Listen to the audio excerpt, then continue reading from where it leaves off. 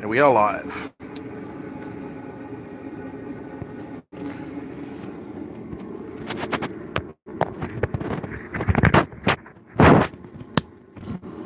Woo. We are live at Flint Sharp Knives Workshop. And sitting in that forge, for those of you who haven't seen it yet, well, none of you have seen it yet, is a Honsanai welded billet of steel that will soon be a wakizashi. This is going to be a really super short, super secret, super squirrel live stream. It's going to be great. Just going to move because the light is terrible from that position. Let's see who checks in. Coming up next on 60 Minutes. Man, you make me look fat. Seriously. The camera adds 10 pounds, okay? And there are 3 cameras on me right now. May as well pass the side of that. We about ready? Oh, no, it's moved back out of the heat. Ah, okay. While we're getting set up. Don't drink, kids. Enjoy responsibly. Yep. Maximum of none a night. Minimum of 50.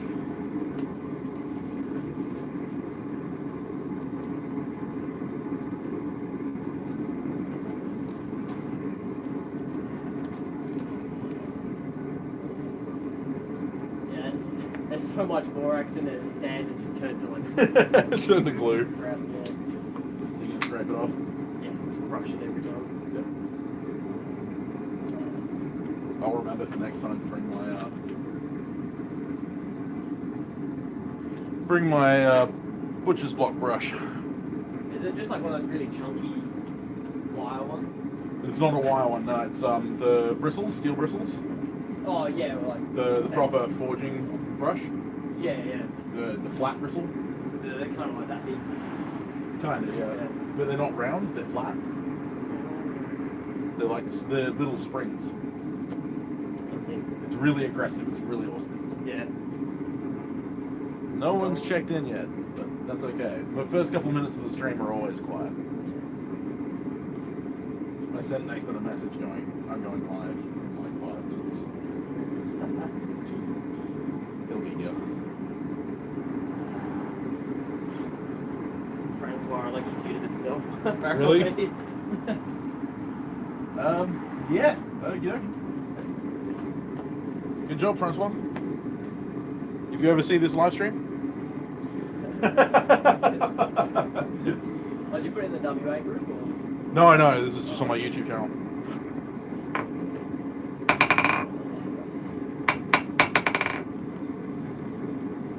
This hammer is massive.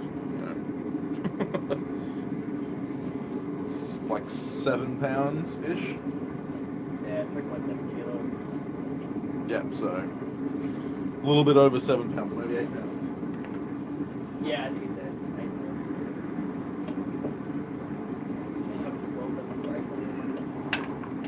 Shouldn't. That's plenty. Oh yeah. That's pretty close to welding time.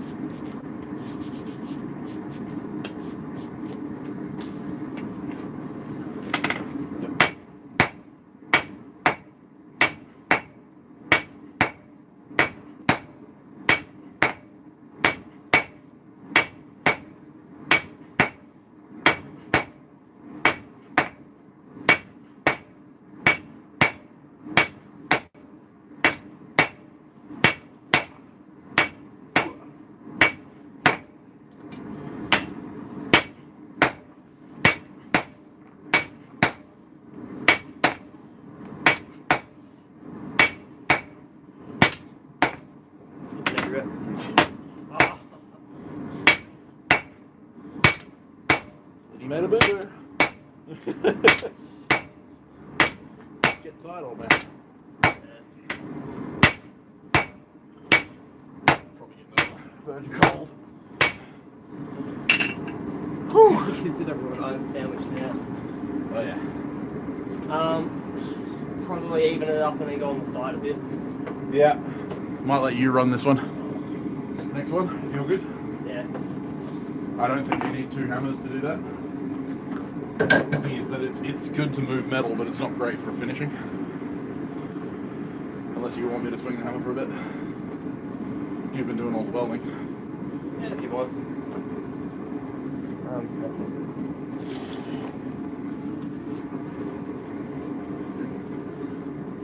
What's this? Sam Town swinging a hammer on Sam Town's Bladesmith's channel? Unheard of. Actually, it is unheard of because I've never done a forging. Huh? I've never done a forging live stream before. Oh, really? There you go. The closest stuff come to a forging live stream was my post anvil build where I bent a couple of pieces of rebar using the forge. What do you normally do on them then? Drifting and shit? No, handling, stuff like that. So I do handling, hand sanding, normally stuff that doesn't require a lot of noise. Yeah, yeah. And lets me interact with anyone viewing.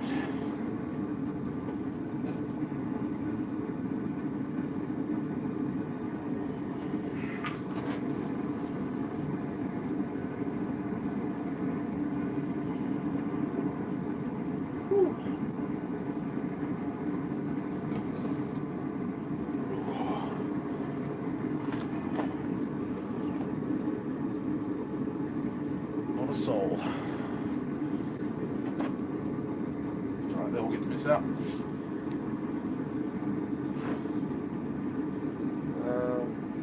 Do you want it on the WA knife making group? Just say me and Sam are live right now. Check us out on the Sam Town's Bladesmith's channel. Should I give it a link? Can if you want, yeah. Don't tell them what it's about. Just tell them we're live. If they check in, we can tell them what's about.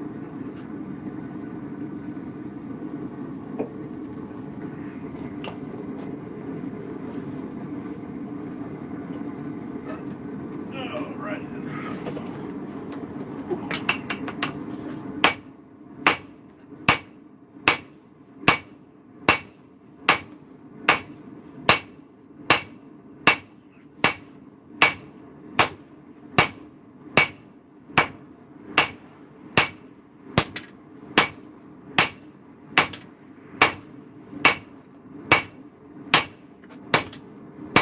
Hey, there's some people. Always good to have people.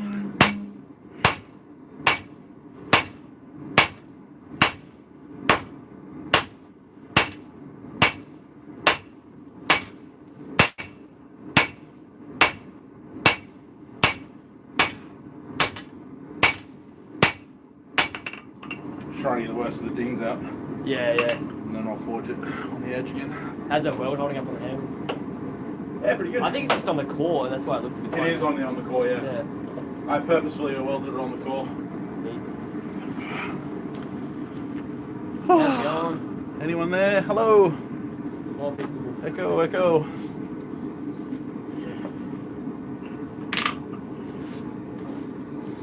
Welcome to the live stream. Flynn and I stand around awkwardly waiting for the steel to heat up. And I complain about my old man elbows. Yeah. Royally stuffed my elbow over the week. What'd you do? Oh, arm wrestling competitions. Swung a hammer for 5 hours straight. Yeah. And then I've just not let it heal. Then last night when I went for that dip in fucking -6-degree water, caused all my muscles to cramp up. Yeah. So yeah, just working out now. Working them out. Loosen it back up. Yep. I'm like really praying it's not tennis elbow. Yeah. That stuff is incurable. I wonder if it's probably not worth it. Flattering it in between, going on the side and the. Nah. I doubt it's worth it. What if it would change the pattern much? Probably. Probably. We've definitely got a bit of deformity in the overall pattern. Oh, that's what you want then. Yep.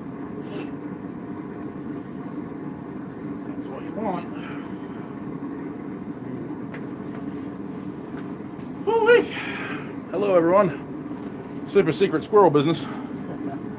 So right now we're working on something a little bit like this, but a bit more complex. A little. One more lag. Yeah, on a different shearing plane. Because, we're just that hardcore. In our traditional Japanese smithy. Yeah, absolutely. With our... You can see me working the Fuego bellows. Yeah, one guy blowing into the top of the bench. Yeah, blowing forge. Woo-wee. Yeah, I labeled the live stream super secret live stream. Yeah. How's it going, guys? Thanks for checking in. If you didn't know, there's actually a hole here. It's just full of scale. That's where my post sample used to go. Ah, yeah. I've got something similar on mine. Yeah. Used to have a little railroad spike in there to hold the pipe that I used to drift over. Oh, yeah. Because my hardy hole was tiny in my old amble. Yeah. Now my hardy hole's like 1 3/4 inches. It's crazy. 1 1/4 inches.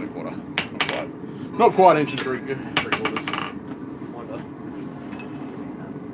Not quite. Trying to post sample or whatever. Yeah. Good for finishing work. Alright, come on.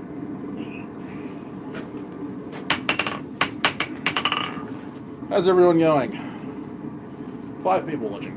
That's pretty good. No one commenting though. They're all silent observers. You need a YouTube channel for that though. They're just creeping. A YouTube login for that. Yeah. You need to be authorized. 6. Hello. Welcome.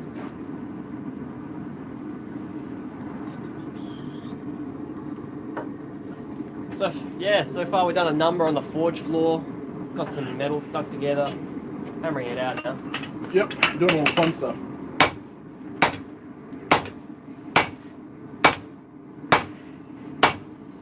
This is edge side. Yeah.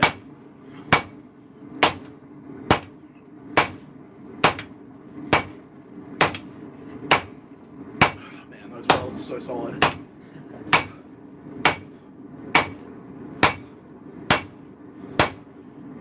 Even that shearing hammer blow you gave it. Yeah. Hasn't upset it too much.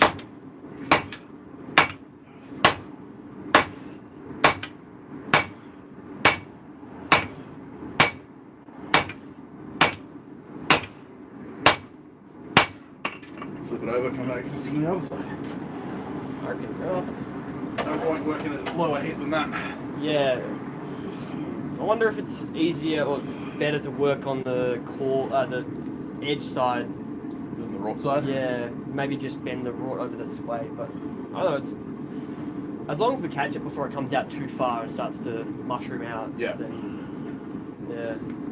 It's more of a problem with the sand mire when it mushrooms out and then goes around the core. Yeah. Oh wow. My arm really hangs me right now. Wait, how do we go? No, I'm good. I'll just keep swinging until I can't swing them all. And then you can have a go. Oh. There's a lesson, kids. Don't swing a hammer too much. Go to your physio. I don't have a physio.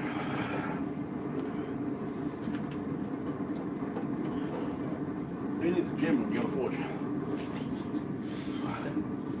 You're gonna be like that guy from The Lady in the Water, you know. The guy in there that only works out one arm. So he's got this massively buff, like right arm, and then his left arm's just this weedy, limp-wristed thing. Yeah. Looks like a blacksmith. Yeah, I've actually like noticeably started to get more bulk in my right shoulder and next like weedy. Yep. Yeah, you can tell that muscle there is cramping up. It's just bulged out. Yeah. Yeah, don't hurt yourself. Is that sand still like there or? It's liquid. Really? Yeah. Partially. I think that's boron showing through. borax must just equals, yeah. Yeah. I'll brush it between each thing, I guess. All good. Wonder how much battery we got. 20%. Plenty of time. Turn your screen brightness down, I guess.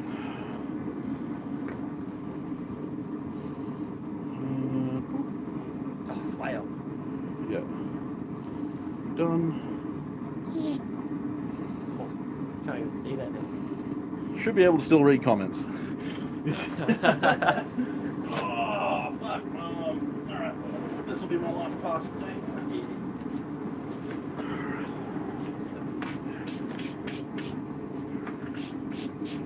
So, or... Yeah. Yeah.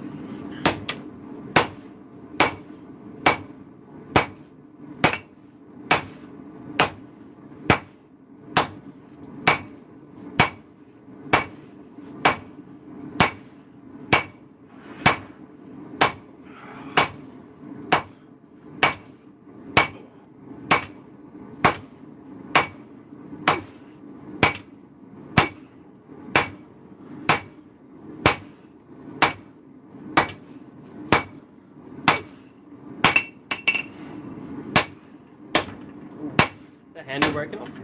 No, suspending. Oh.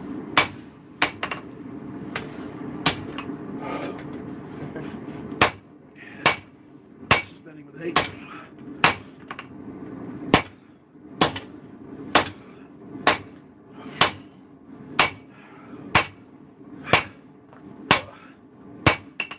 Whew. That's a lot of work. How's that lighting? We could turn the main lights off if that looks cool. Hey, Jason, how you doing, man? Jason Ellard is watching. Hey. We are making a Honsan Mai traditional Japanese wakizashi.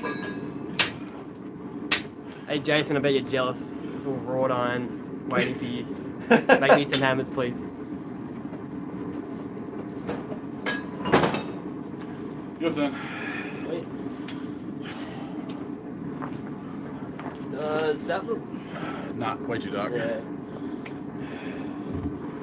Yeah, so we were forging, we spent most of today working up some, we've got some file steel for the edge, and then we've got 1800s shear steel for the cladding, and a pure wrought iron spine, so shingane. So... The wrought iron's actually 1820, there's a stamp on the axle. Oh, there you go, 1820 wrought iron for the shingane, the heart of the sword. So, anyone who watches this live stream, you are getting a preview of the collaboration that myself and Flynn are doing, where we will be both contributing to building a traditionally forged Honsan Mai wakizashi, which is a Japanese short sword. Flynn is the master of the weld. He's been showing me all of his tricks today. He's been doing an amazing job at it too. The welds, Heat flux and beat. the welds are flawless. They are absolutely beautiful. I have been providing the muscle. Hey Jake, how's it going, man? Jake Mantell, the great man, is watching us too. Yeah, well, it's been a long time coming. It was supposed to happen last week. I'm sorry to all of my viewers who may be watching that it didn't happen. I know I alluded to it. Yeah, my floor turns to mud, so... Yeah, unfortunately, it absolutely bucketed down and Flynn got washed away, so I had to dredge him out of the lake this afternoon so that we could start forging.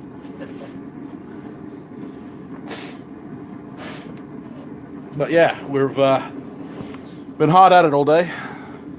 Good. Good. The move went okay, I'm hoping. Far out. SD card, always useful.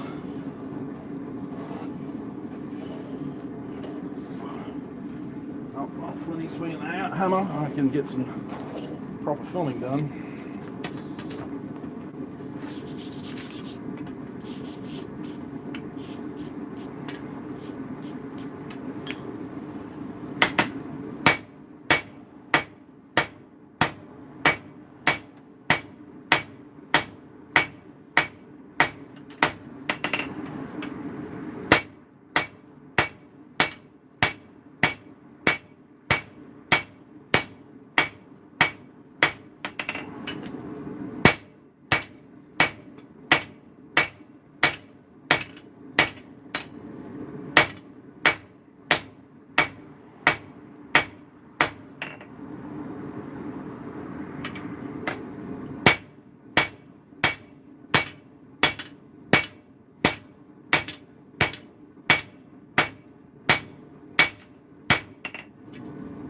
It's actually more effort to try and use proper technique, or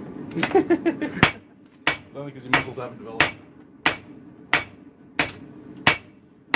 Flinny's got shrimp arms.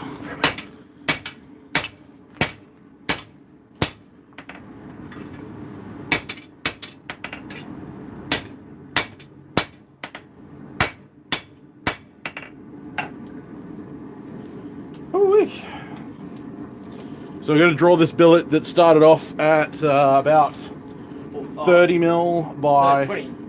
Oh, weird. It was 30 mil by about 20 mil. We've got to work that down to our Tsunobe, which is going to be roughly 10 mil by about 20 mil. So quite a bit of work to do to get it to that stage. It's going to be crazy. Yeah, the wrought iron tricked me into thinking it'd be a bit easier. Yeah. Well, see, the thing is, the wrought iron isn't the thing that we're moving most of. Yeah, we're moving everything else, and the wrought iron's kind of just like going with it. Yep. It's going to be a long forging session. I'm just glad we're at Flynn's place and not mine. My neighbors would kill me if I did this at this time of night.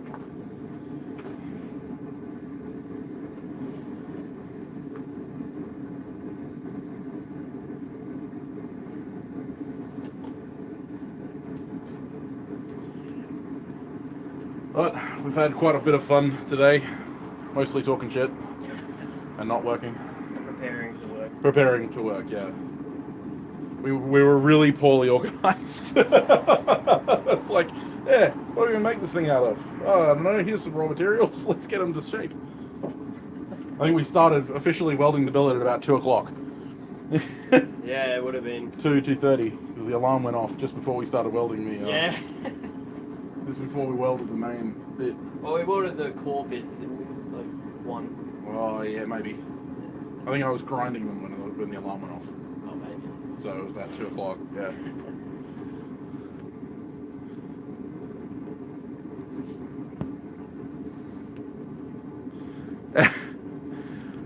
Absolutely, mate. Yeah.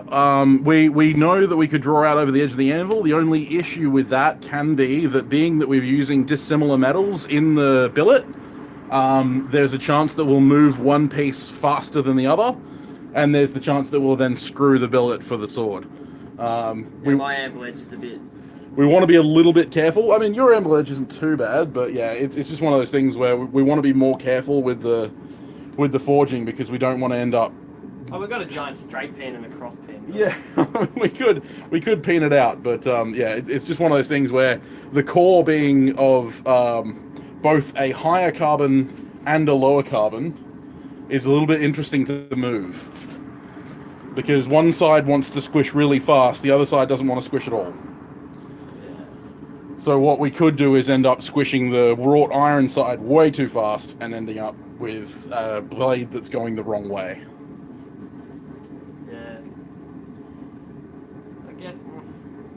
I'm tempted to try it, but I just don't do it enough to... Well, I mean, we could use my 3 pound and just lightly peen it on both sides, because you'd have to peen both sides evenly in order for the shear to move in the same direction.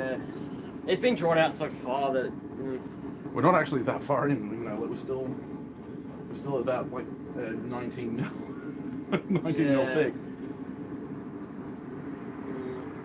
I just have to say, Flinny here made the forge and the burner you can see in the background.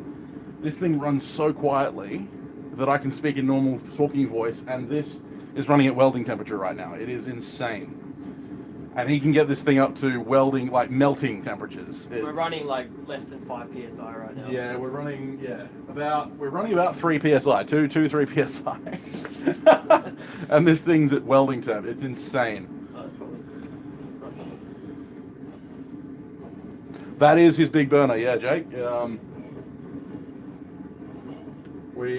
This is his 1 inch, inch and a quarter. 1 inch. 1 inch, yeah, 1 inch burner with the 1.2 mil jet. It gets my kind of shitty, you know. This is his prototype. No, it was after the ones that I've already sold. I just couldn't be bothered finishing it up properly. I just needed the new burner.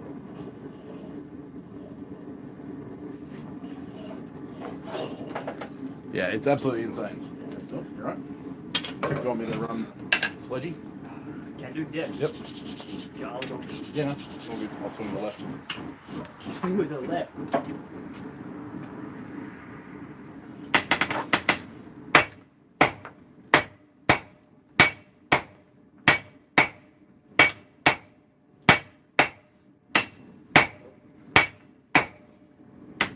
Oh, good. I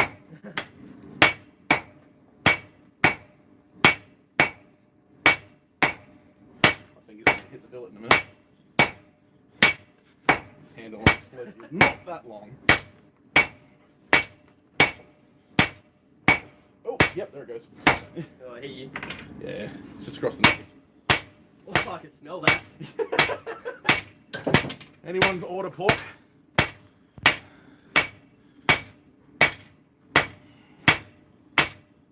Yeah, that's what you get for swinging a short handle sledge. He didn't have any two-handed sledges, and he didn't tell me.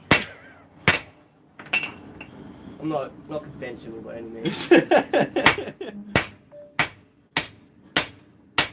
I'm like, are you sure there's nothing you want me to bring? He's like, no, we're fine. We're fine. Just bring yourself. Note to self: next time, don't trust him. My battery just gave me the 15% warning. Live streaming chews through battery. What does yours use? Micro USB charger? It's the new one, USB-C. I got both though. Okay. I just don't have a long cable. Oh, I can extension Just link. yeah, hook it up to the extension Yeah, I'll lead. go get one of that.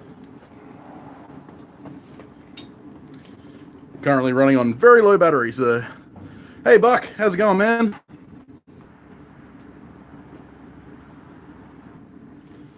Look, I mean, the length in this forge is insane. And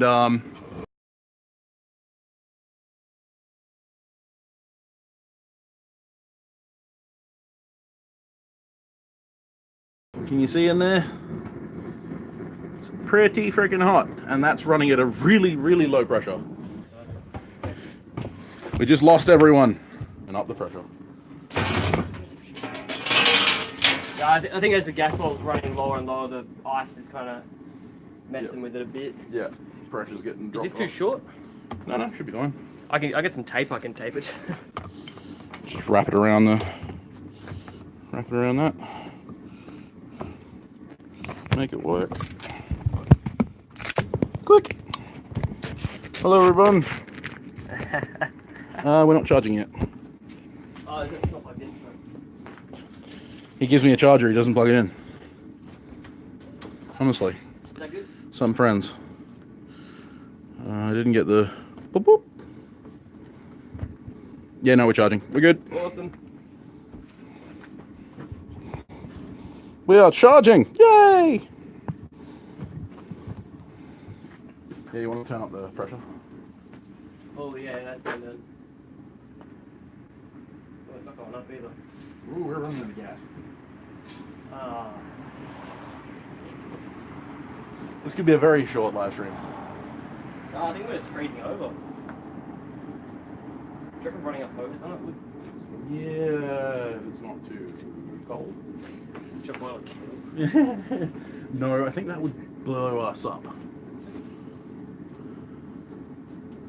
I'm not sure, mate. We're running off Flinny's mobile. Flynn, don't go too far because we'll run out of internet. Ah, yeah.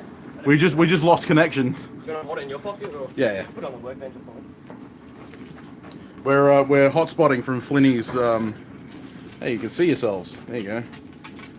Infinity mirrors. We're running off Flynn's hotspot, so.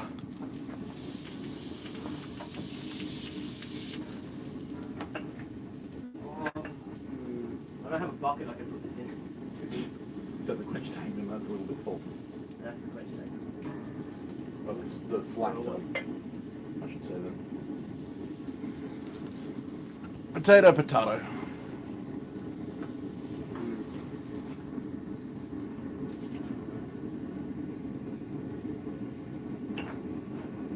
you want me to get back?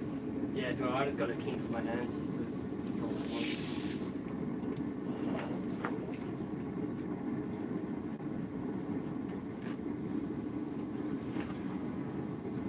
getting pressure.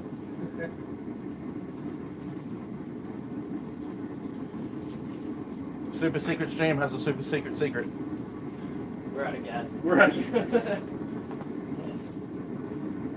We have been running this forge all day, so I'm surprised it took us this long to... I've never had a freeze over before. We are running pretty low, so... Yeah, it's a combination of cold weather and low gas. Cold weather and low gas. Shit, yeah, the pressure's going right up again. Nice. Yay! We saved the stream by putting a stream on the... Next thing will be, you know, pissing on it to get it warm up. Yeah, we're out of it. Yeah, she loves the hose. She'll go after it. Yeah.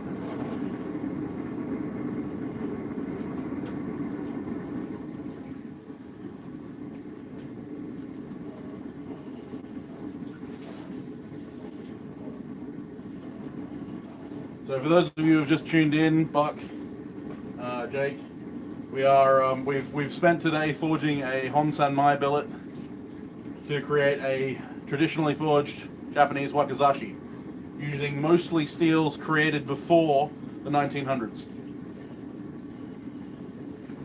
I think the shear steel was 1870s, 60s, something I like don't know what the shear steel is, but the wrought iron's 1820. Wrought iron was 1820, okay. Well, who knows? Might have been made before then. They recycled that shit like crazy. Oh yeah. But we know at least one component was made before the 19th century. And being that shear steel wasn't very popular after the 1900s, after about 1915. I'm ready to hammer. Yep, no worries. I'll just keep those off. Do you want to get a wood clamp on it or something? Yeah, no, we're good.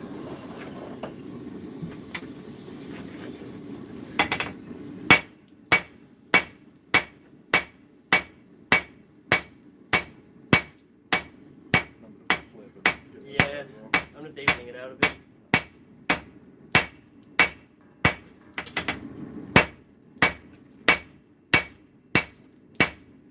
Still way too wide. Yeah.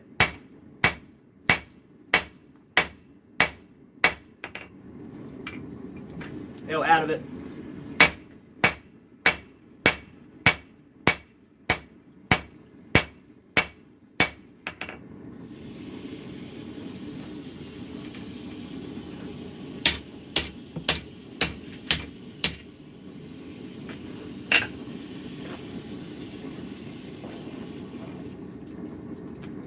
Probably turn those on now. Yeah. We'll leave the regulator wide open and we'll chuck a cup of water on the gas bottle as we need more pressure.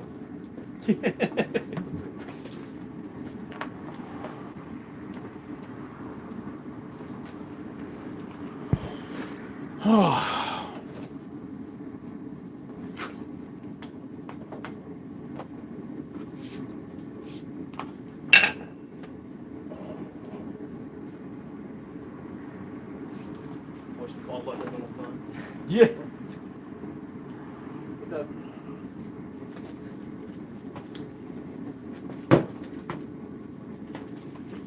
Yes. Been a long, hard day's work, but it's been well worth it. Jake and I are super happy with how the welds came out. You can check out my Instagram feed and Jake's Flynn's Instagram feed. Flynn's Instagram feed in the future for up close shots of the weld after we forged the billet. And we'll also have kind of work in progress photos up after we air the main video, which we've been filming all day today. Maybe some bloopers and stuff. Yeah, maybe some bloopers. But yeah, the video should be due to air in about a week-ish, if we get everything done. Yeah. Oh, which part though? Oh, just the forging part, yeah. At this stage, I don't think I have the pressure, the strength of my arm to forge the Sonobe tonight. Great. Yeah.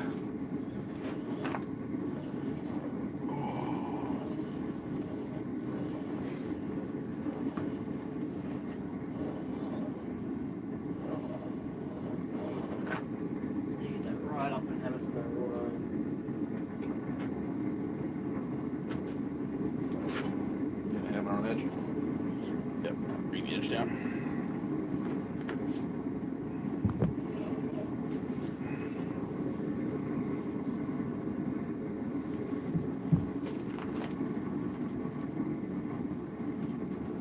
Is that a lump of rock?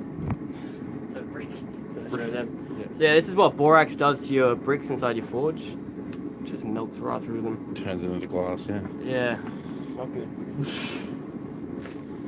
Yeah, Drew Weewong actually did a pretty good video, South Down Waters Forge.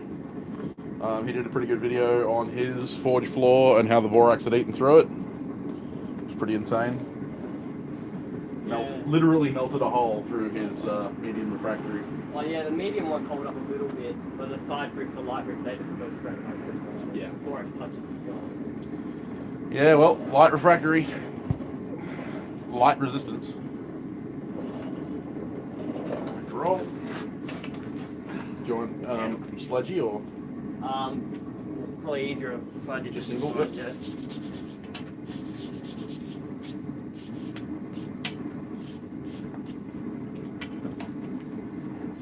What's it been like?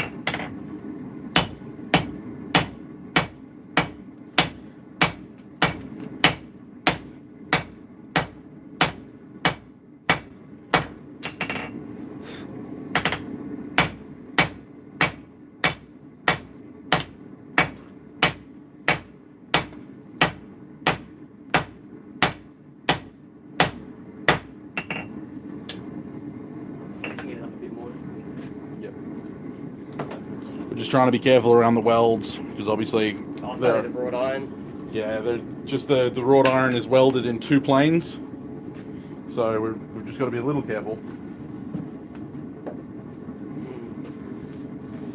That's some Random chunk. Yeah, that bit's pretty cool. It's split. It looks like wood. Oh, nice. Yeah. Don't know how well you can see it. Yeah, it doesn't focus very well unless you like take up the whole screen. Yeah, that's a bit of wrought iron that's been broken off. You can see it's kind of like it's a Wood lot grain, like a wood grain, yeah. So yeah, it's alternating layers of iron and slag and crap. And Lots of silica and stuff. Yeah, that's why wrought iron doesn't like to mess about at lower temperatures, but forge is pretty damn well. Yeah, it's very soft. Like yeah, Butter soft. it's crazy. It took us about a quarter of the time to forge out the wrought iron from a very large piece of billet that it took us to forge the file into the cross section we needed. Yeah, that's a bit of wrought iron. Started with a chunk like that. And we forged that down to almost square. Yeah, stock. we like doubled the length of this and half the width of it. Yeah. And this is one of the files we're using, old half round. Yeah, a lot of hammering. A lot of hammering.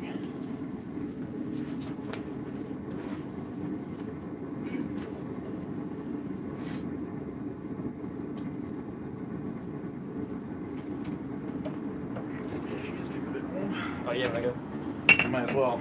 Just shot. Oops. Try and hit straight there.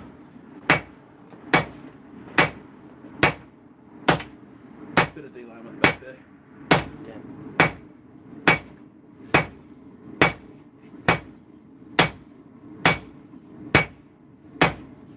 Now we knew it was going to happen. Most of the billets welded up pretty good though. Forging this on edge, there's no delamination between the cladding and the core. Where's the date? Oh. Is that the misstruck? Delam there. Oh, it's up on the weld. That's Yeah, fine, that's yeah. like I said, we knew it was going to happen.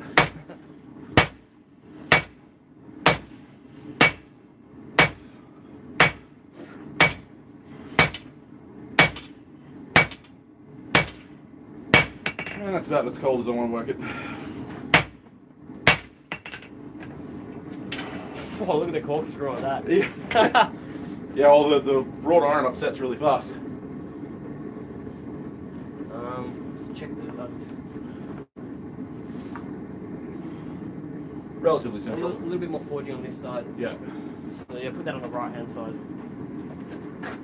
Yep.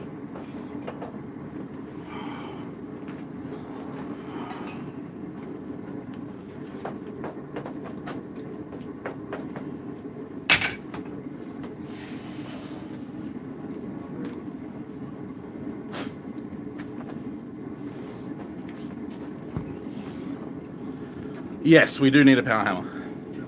Start up a GoFundMe. Yeah.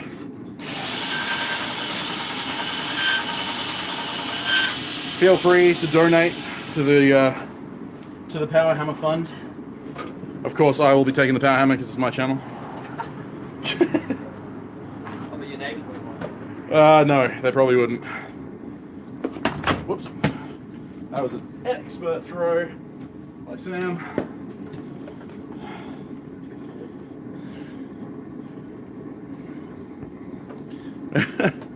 Thanks, Buck.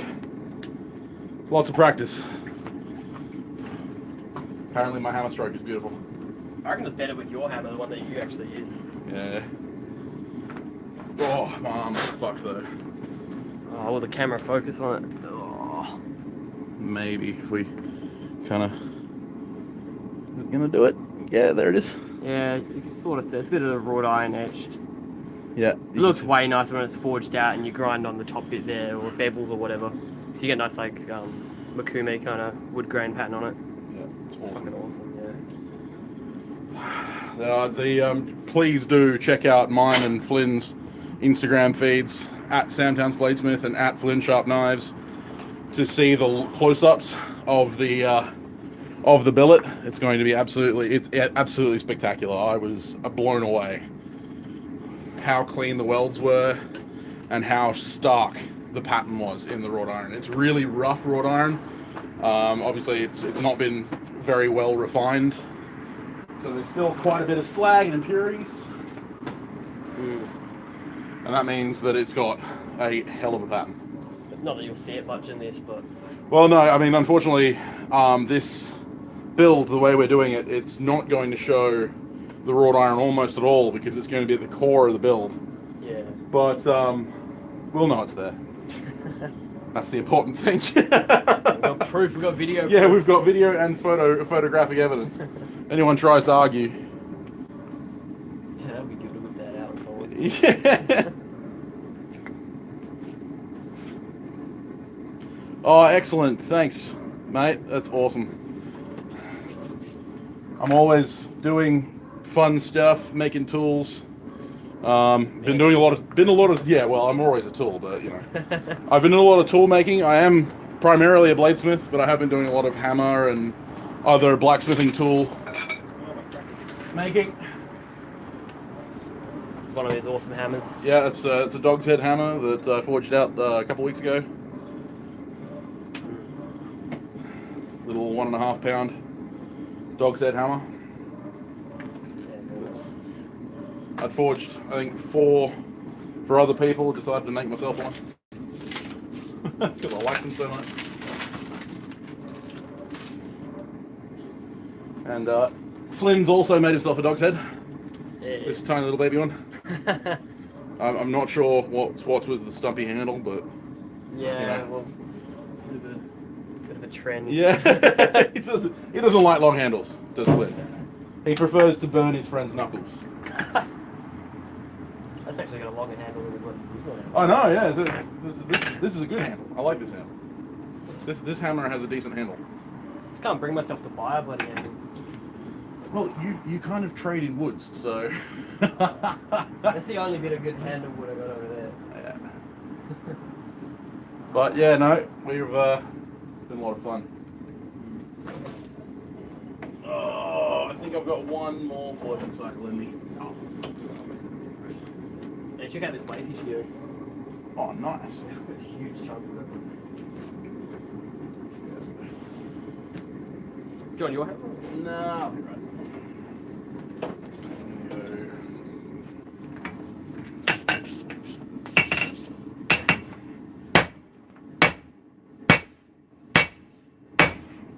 Toe the hammer a bit.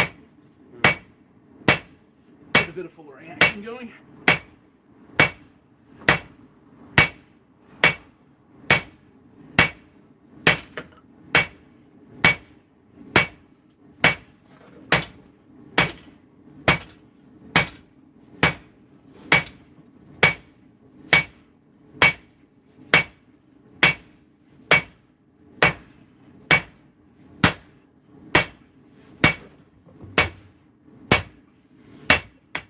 For those of you who don't know what I was talking about, towing the hammer, you can't really see it. There you can. I've edged the hammer over this way to create fullers, to just extend that material out a little bit.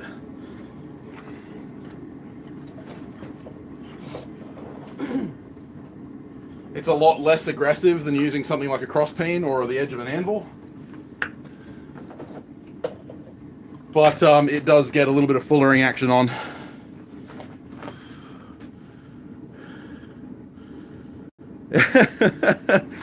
Well, you want to be hot with your dog's head.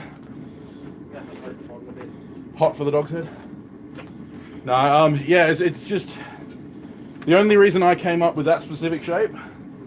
The only reason I came up with this specific shape was because I had inch by inch 1045 to make it out of, and I wanted a bit of an extra weight at the head, so I upset to 1 1/4 inch, and then obviously punched and drifted a hole. It was just purely because this is the stock that I had.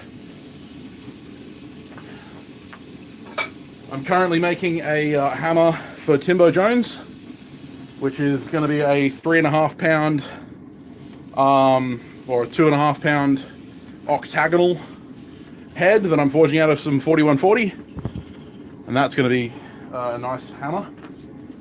I'm actually kind of sad that I'm giving it to him, but that's the case with most of my stuff that I build.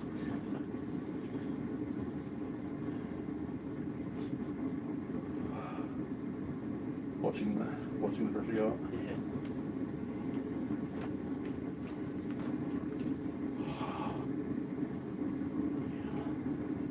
They may deliver on Monday as well. What's that? Oh yeah. So have you ordered a new bottle? Oh, yeah. Throw an order in.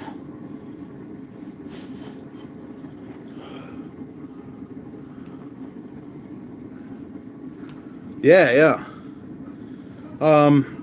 Yeah, I've never worked with that specific steel, but yeah, octagonal shapes are always nice. They look great. I know that a lot of traditional Japanese dogs' heads are hex or octagonal, or round. I know that Gamico was selling some hex stock. I haven't played with that. But yeah, I bought that 1045 from Bowler Little Home, a couple of years ago. That's been where I've sourced most of my hammer steel.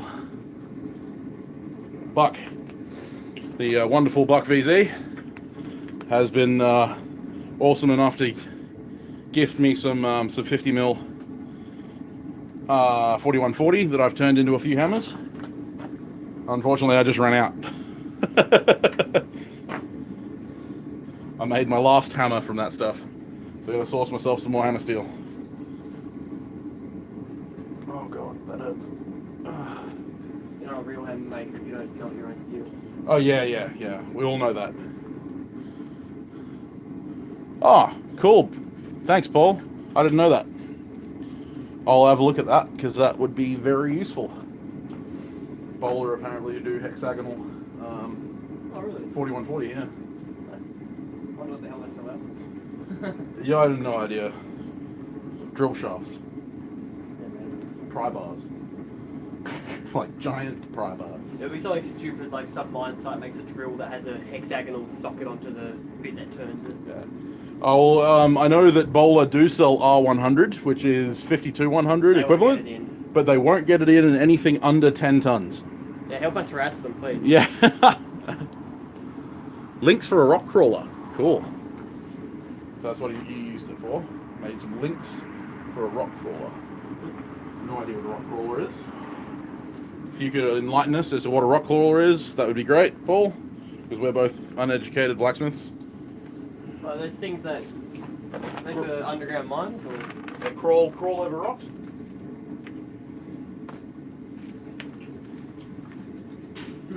I think you're scraping the bottom of the barrel. yeah. I don't think that's getting any more pressure. I think at least it happened now and not when we were welding up. Yeah. Suspension links, highlights and 4-inch tires. Huh? Should we get some film now it's drawn out a bit? Yeah, probably a good idea. I'll just do a bit on mine and then you can switch onto this if you want. Yeah, alright, that's fine. Do you want me to hammer while you do that, or? Oh no, I'll just hammer. Alright. Unless you want to hammer. No, unfortunately, Jason, it's not so much just the bottle freezing up, it's the fact that he's pretty much out of gas. Yeah, like... yeah, he shouldn't be able to do that. I told him earlier today that he was out of gas, and he was like, no, it'll be fine. It lasted a whole day. It did last a whole day, this is true. My bottle would have been well frozen over by now. I used a little 8.5 kilos, which is terrible for this kind of job. Oh, I guess Jason gets that in bloody Tassie. Yeah, yeah. I imagine that you have great problems with that.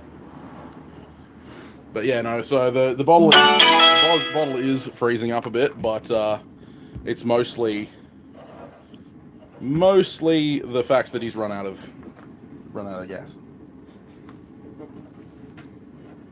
Fortunately, because his forge is so good at containing heat, because it's so long, it's 3 isolite bricks long, and it has fully enclosed doors.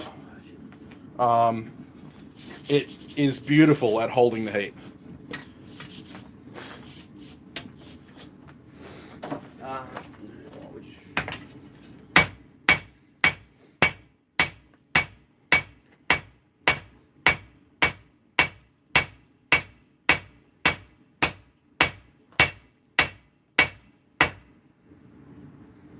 Get your knees into it.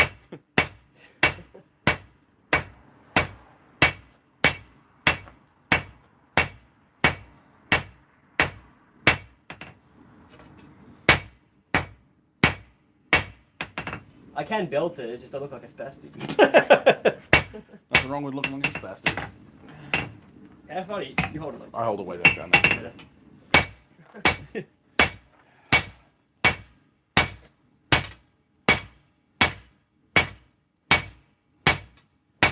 this feels wrong for me.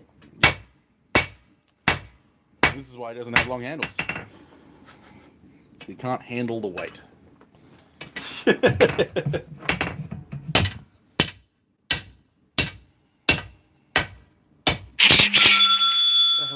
That was my Etsy account. Hey George, how's it going, man? Not much. The sky, the roof, wood. Okay, I'm just being an asshole. No, reality, what we are doing right now is running out of gas. I mean, I could probably borrow a bottle off the neighbours if you want to keep going. Ah, well, you know, it's up to you. I've got no curfew. So. I'm not gonna do it. Alrighty. So he is going to run for gas. Jake Mantel, if you're still watching, does this seem familiar? What time is it? Good question. 7:12.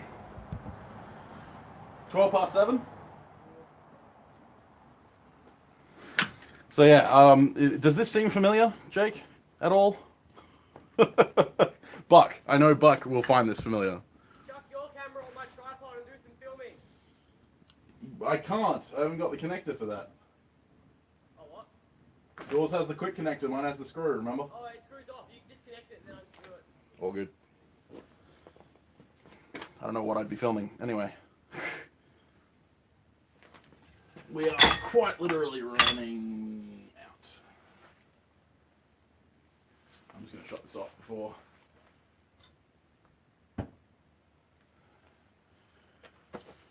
it does that. So yeah, hopefully we'll have some more gas coming very quickly. But yeah, we have been forging a Honsanmai billet to make a wakizashi, a Japanese short sword. And this is the current state of our billet. It looks a lot hotter on the camera than it actually is. This is only a low orange, barely forging temperature. But it has shear steel sides, a file steel edge, and wrought iron spine, wrought iron core.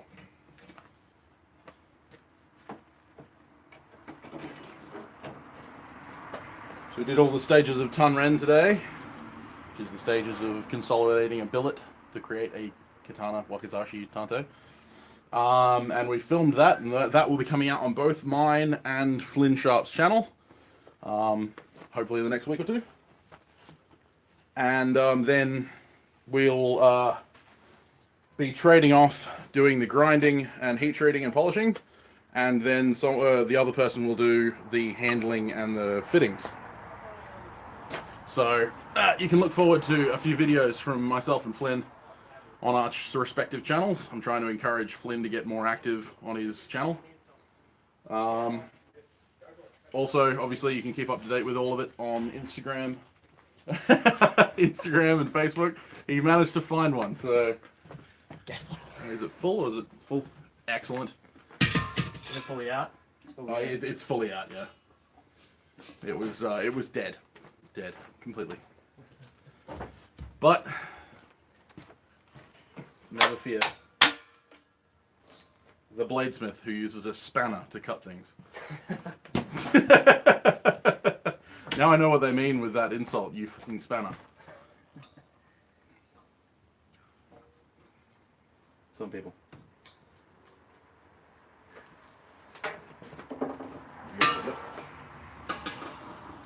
Yeah, the bloody gas bottle, man. He's a legend. He changes the bloody bottle for me. He comes up under this. Oh, awesome.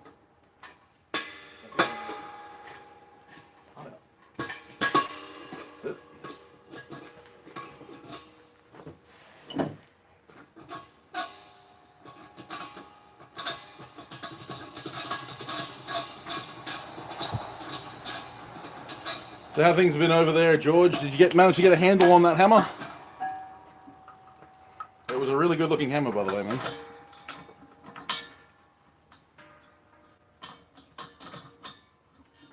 Ooh, I wonder if this will freeze over because it's so small. Oh, I guess it's full, so... It won't freeze over until you're, halfway through the bottle. That normally takes a couple hours. By that time, I think we'll both be finished. I'm already finished, physically. Oh, you turn the tap on. Oh, Which? turn the tap on. It'll probably ignite though. Do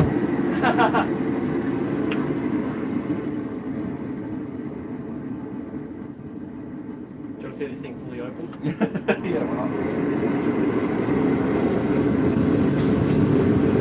There you go. And that's what my watch sounds like.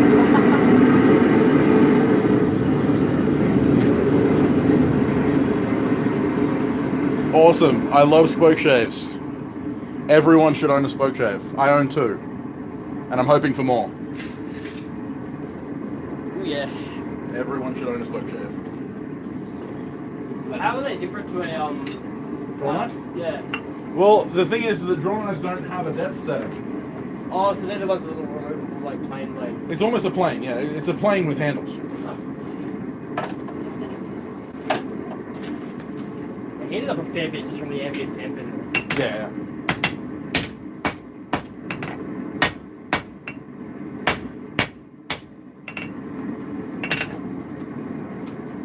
Just straightening up the handle. Yeah, curved ones are great. I don't have a flat bottom spoke shave, and I don't feel I have the need for one, because the curved bottom ones can carve a flat just like a flat bottom one can.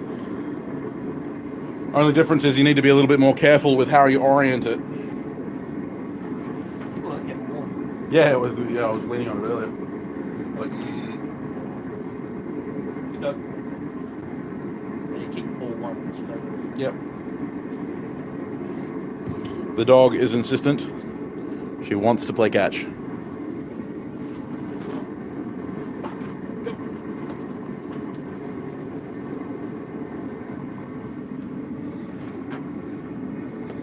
Who knew you'd come to a forging stream to watch someone play fetch with a dog?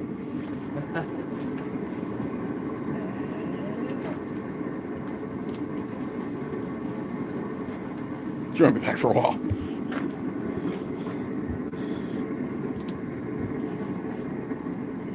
I say that. And There she is. Trying to get the dog in. Yeah, no, I just turned the camera to watch her while I was playing fetch with her. Quality content. She really doesn't run out of energy, really. No, yeah. I want that. Oh, I wish. Massive muscle problems right now. Gone are the days when I can forge all day. Do you want to even that up? Just like moving it. Hmm? Oh, like. Yeah, no, I just shifted it back in. Oh, okay.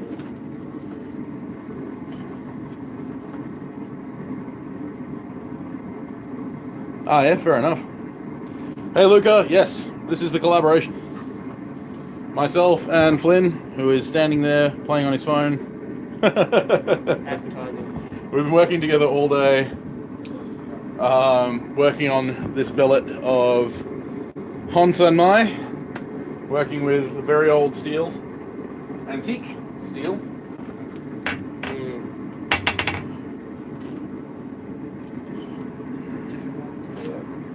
Flynn is the man that makes burners. He actually made the burner that's on that forge back there. That forge is freaking awesome, and I want one. That's pretty much just Jake's forges, but yeah, it's pretty much like 3 Kelpies lined up with a single burner in it, and the burner just fills the whole thing with enough temperature to weld with. Except my bricks, when they crack, they kind of fall into the forge without a full body around it. Yeah, that's kind of the problem. If you look at the side, if you go over there and look at the side, you can see like into the forge. Some of the bricks aren't quite. Yeah, you see it ways in there. Yeah, not bad. It works. It works. Yeah, I need some like refractory cement to fix up the gaps, but like it just keeps cracking. That's about the maximum power I have in my arm right now. My arm's screwed. I'll get a huge blister coming up or not. That is a question for Flynn. I will let him answer that one. What does it say? Just tap the screen. Yeah, just flip up. There you Well, depending if the shop that sells the fittings is open tomorrow, I'll pick them up tomorrow. The fittings to get going. Then hopefully next week I'll get it welded up and assembled. It's just, yeah, the place with the pipe fittings is like bloody 40 minutes away from me, so it's a bit of a pain in the ass to just duck down there while I'm busy doing stuff. But yeah, don't worry, you're not the only person harassing me. So. Flinny is a busy man. I've seen his tabletop of unfinished projects. He is but a few. This is a few of them. Yeah. He is a very, very busy boy. I'm very happy that he took a day out of his time to have me over to insult him. Oh, card full. Oh, I was filming the whole time. Oh, whoops.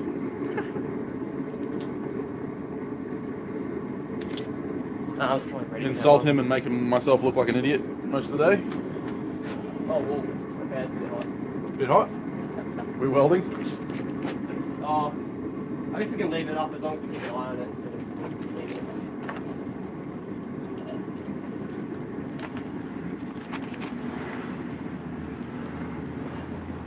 Cool. Having a shed is always good. Flinny's actually working on getting his shed ready. In the next century or so. This thing has like, well, one sort of wall. One sort of wall, yeah. So yeah, when it rains, the forge gets wet, so then the next day I gotta heat it up super slowly. I'm gonna do a quick sweep. Well, Flinny's working on the billet there. But yeah, his workshop is tiny. Yeah, I wasn't joking when I said it was. Pretty small. It's not as small as mine, but it's pretty small. Well, the total's bigger than yours, but the workshop size is what the same. Yeah.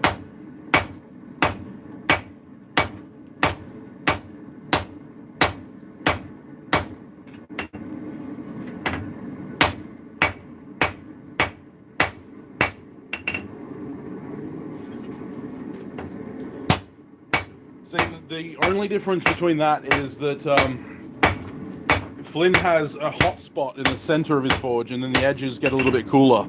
Yeah, I designed it to run 3 burners, but I just never ended up making them. So. I will say that we managed to weld a billet that was about 10 to 12 inches long, somewhere around there. At like 5 psi. At 40 psi. At about 5 psi. So yeah, it definitely can weld a long section, but yeah, it's not even heat throughout.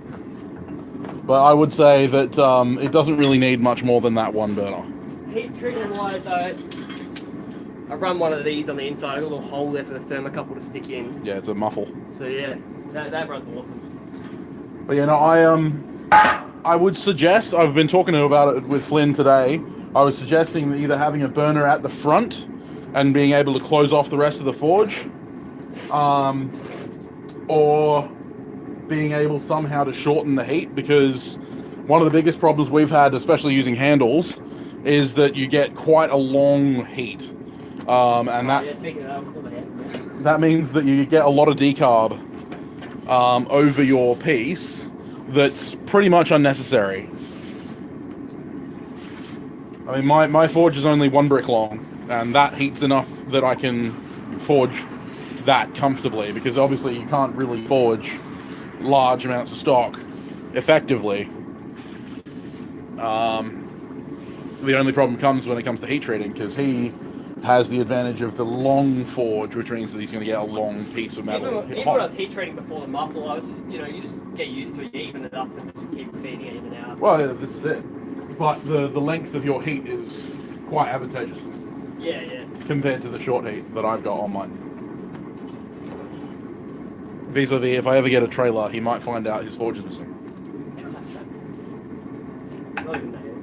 No, I don't really. Let's build mine up.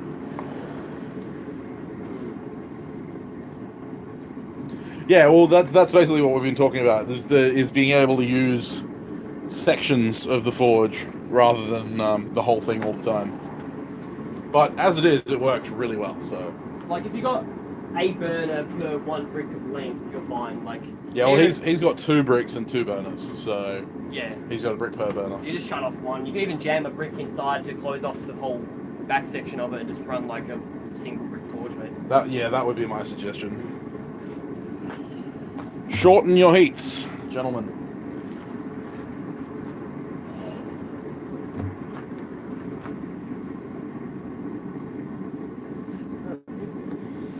We have people arriving. That's scary.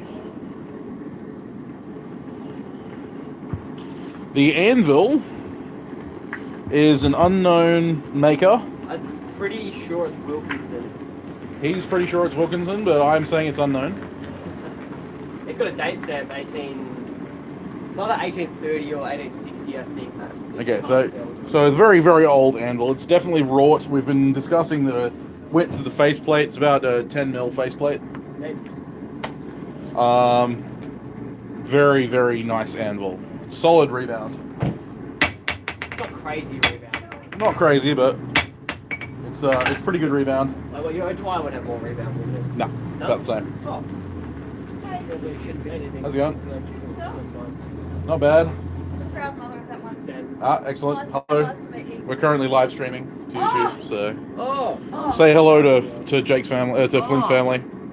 Hello. So, Hello, do you Internet. have a shower today and change jobs? Oh, yeah. Yeah. Hey guys, Eat That Everyone Pussy go. 69 here. About 30 minutes ago. Yeah, don't get me banned from YouTube, thank you. I get so many trolls on my comments. For us. Not necessarily. Most welded steel tops are either cast steel with a welded steel top or wrought iron. If they're an older anvil, it's probably wrought iron. If it's a newer anvil, it's probably cast steel. You can tell by the lettering. If the lettering is in was it embossed when it's inwards? Yeah, embossing is the outwards. Yeah, that's cast 100%. Yeah, 100. So yeah, if you've got lettering that stands out. Okay, so there you go. Jason's answered the question. BK Sydney Yeah, is he's solid. the expert. Yeah. Solid steel. Oh shit. How? Oh, just Why does this rattle? oh, the grip, the handle is broken, and that's why there's tape on it. I thought it was to protect your dainty hands.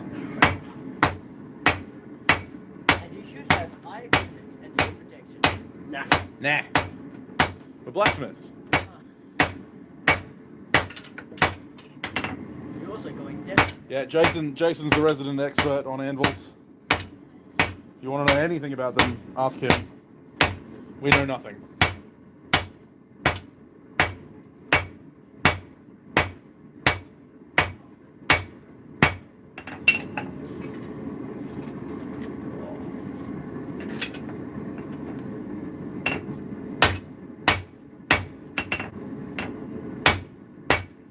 Forge is so much easier. Oh god, so shit. Well, forge is faster, but even it up is harder. Yeah, that's it. Steel evens itself up, basically. So, I know that there are cast steel anvils that do have welded plates, but I know also that cast steel anvils can be just pure steel. Like my O'Dwyer, which is a cast 4140, is pure cast steel. I know the older O'Dwyers were cast iron, and they were very proud of that for some reason, where they were like... They're just imported from China. They still are, aren't they? Ireland.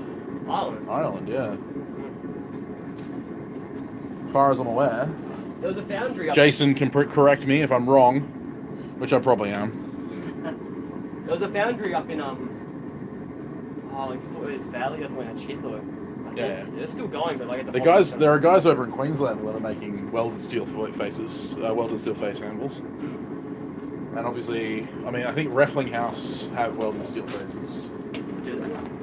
I know they're fucking hard. I thought they were... they guarantee 58 to 62. I thought they were pretty solid cast steel. Oh, if they are, then they're differentially heat treated. We couldn't fully quench your bloody anvil. Okay, so the post anvil, the post anvil I did for my lessons, I didn't want a radiused edge for when I'm doing forging on the edge of the anvil. So you've watched my bottle opener and my arrowhead videos. You've watched my spoon making videos. I normally use the edge of the anvil to isolate pieces of material. So I forge half on, half off the edge of the anvil. Okay, there you go. Jason just answered. I think Reflinghouse, depending on size, are either cast tool steel or drop forged. Which ones? The Reflinghouse. The really high quality German ones. Yeah. I know they're super hard, whatever they are. But anyway, so yeah, I cut the edges of my post anvil, the sides, so that I could create two straight edges that I could then radius. And that way I've got two straight... Okay. Okay, cool. So larger sizes are cast, smaller are drop forged. Thank you very much, Jason. You're an excellent person. Glad to have you as part of the family. And I love your hammers, by the way, man. Absolutely friggin' spectacular. My hammers are meh. But anyway, yeah. So I wanted straight edges on my my post anvil. That was the main idea. To cut a long story long.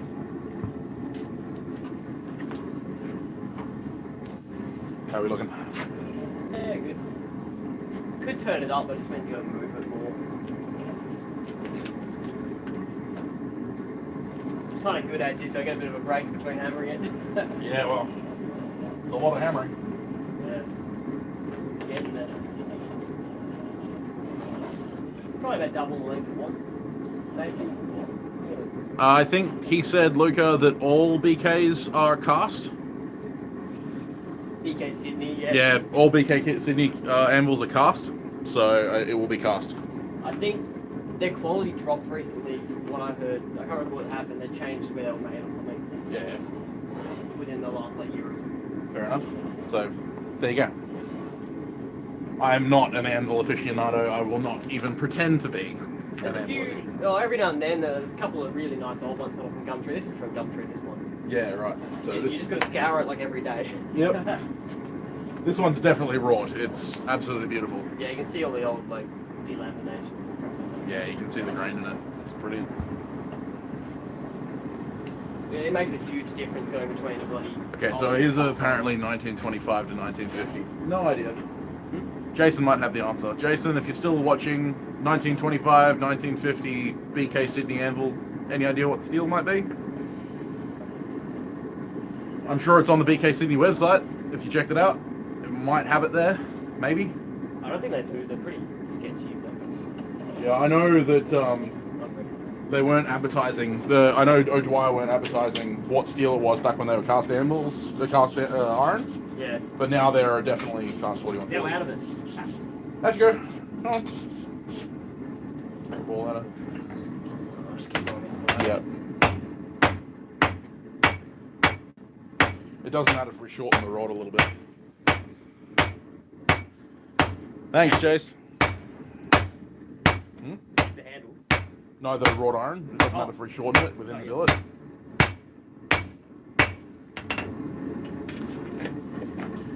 You might be able to find that on one of the forums. There are millions of forums. iForge Iron is one I come to think of. Trying to think of others, but I'm sure if you looked up on Google, BK Sydney 1925 anvil, you'd come up with answers. The internet is a wonderful thing. It's also a terrible thing, but, you know, that's only because we're on it.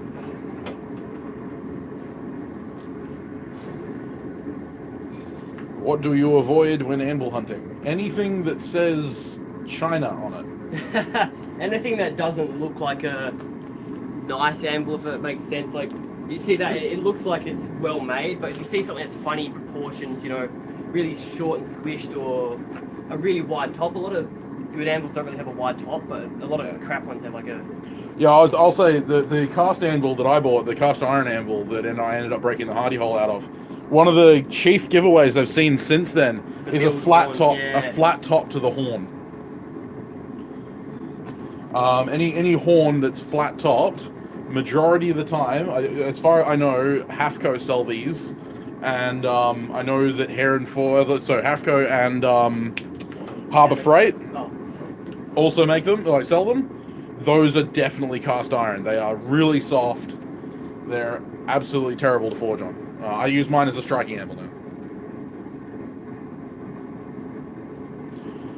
Just because it's cast doesn't mean that it's bad. Like, O'Dwyer is a cast full steel. Obviously, large Raffling ansvils are cast full steel. Well, like, It's just, it's not a matter of whether it's cast steel, it's a matter of whether it's cast iron. Because cast iron is incredibly brittle. Ball bearings are the best way to tell. This is going to be a bit hard because it's not a very flat top. But, you know, you want it to bounce about like 60 to 70%, I think it is. Maybe 50 to 70. I know that there are quite a few theories around hard faces, saying that it's best for getting the recovery of energy from the anvil face into the work. I haven't observed that using soft and hard anvils. I'm getting the same amount of work done. The only thing I can think of that makes a hard-faced anvil better is that if you miss your stroke, which a lot of the time happens, even with us professionals. You get cool sparks coming off and shit flying around. You don't... there you go. But, the only the advantage I can see to hardened anvils, so really hard anvils, is the fact that if you miss your stroke, which does happen, you're not going to dent your anvil surface. Much. Yeah, I mean, you're going to dent it eventually if you're using a hard hammer, but... I mean, with my cast steel anvil, with my cast iron anvil, if I miss my stroke with the edge of a hammer, I will put a nice big ding in it. With my O'Dwyer, although it's a little softer than, like, say, a Raffling House or a Soda Fuzz or something like that, I still don't dent the top of the anvil half as much as I would with my cast iron anvil.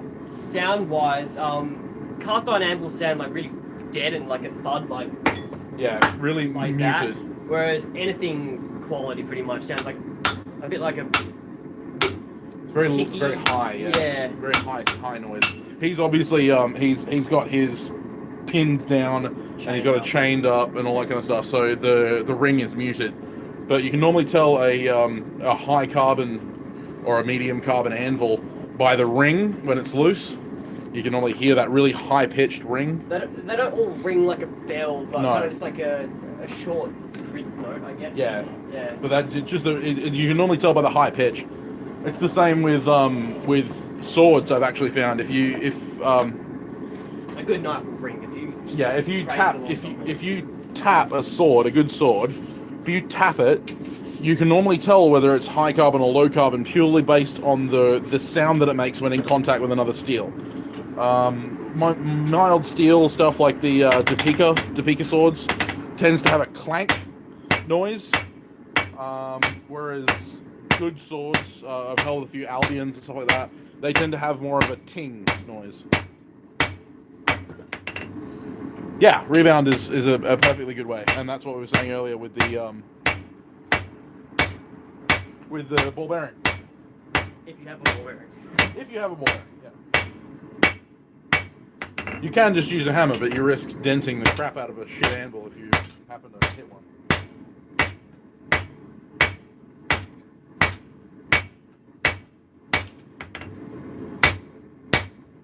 Is Luca hunting for an anvil? I don't know. He says he's got a BK Sydney, so... Oh, he's got one. Yeah, he's got a 110-pound BK Sydney. It's that banana. handle is way off center. Yeah, it's banana because of the wrought iron. Yeah.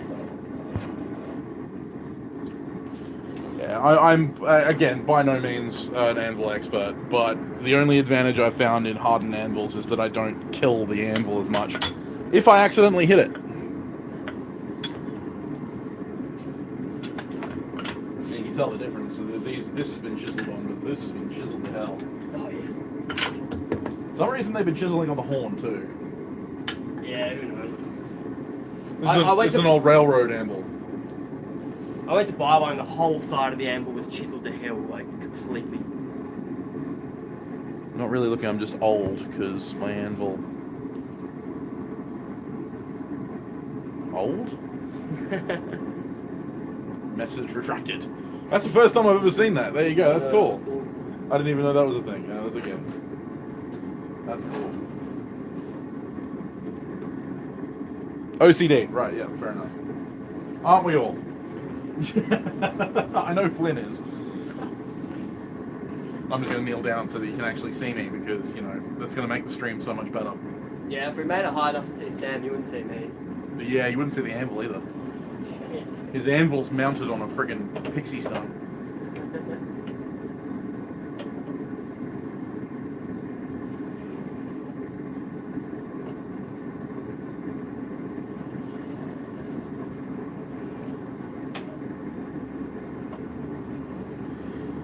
Yes, lots of fun. Oh, the end brake got pushed out. Huh? The end brake got pushed out. Ah, you pushed the handbrake, you didn't. Didn't think the billet was that long. It is lengthening, slowly.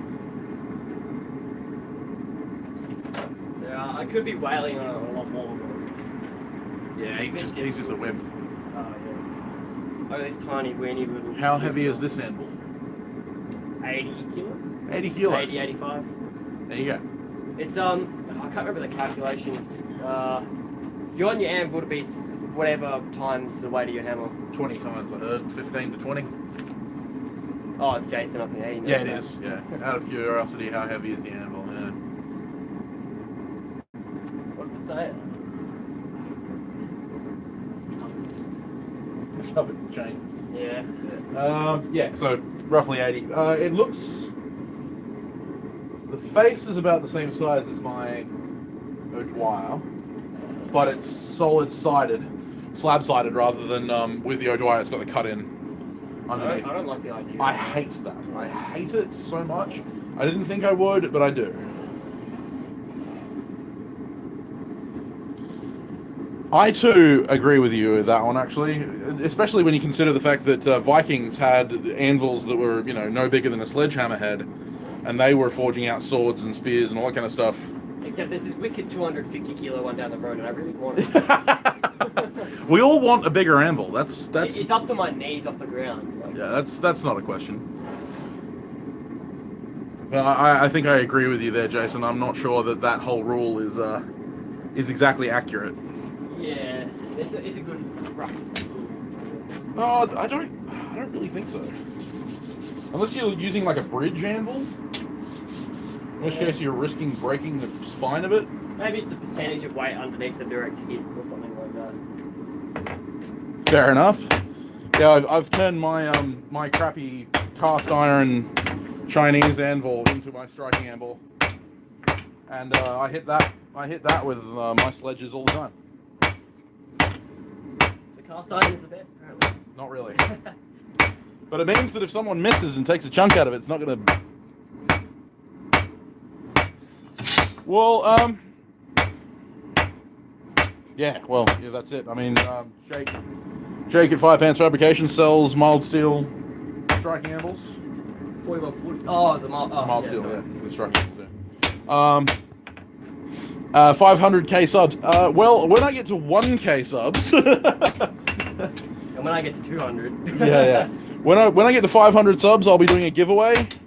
I know you suggested in my giveaway video or my query video that I should make a knife. That's definitely one of the things I'm thinking of making. As far as a Damascus sword goes, this is kind of a Damascus sword. This is kind of a Damascus sword. It may not be hundreds of layers, but it's fairly complex. Probably more layers than Damascus. Yeah, it's fairly complex.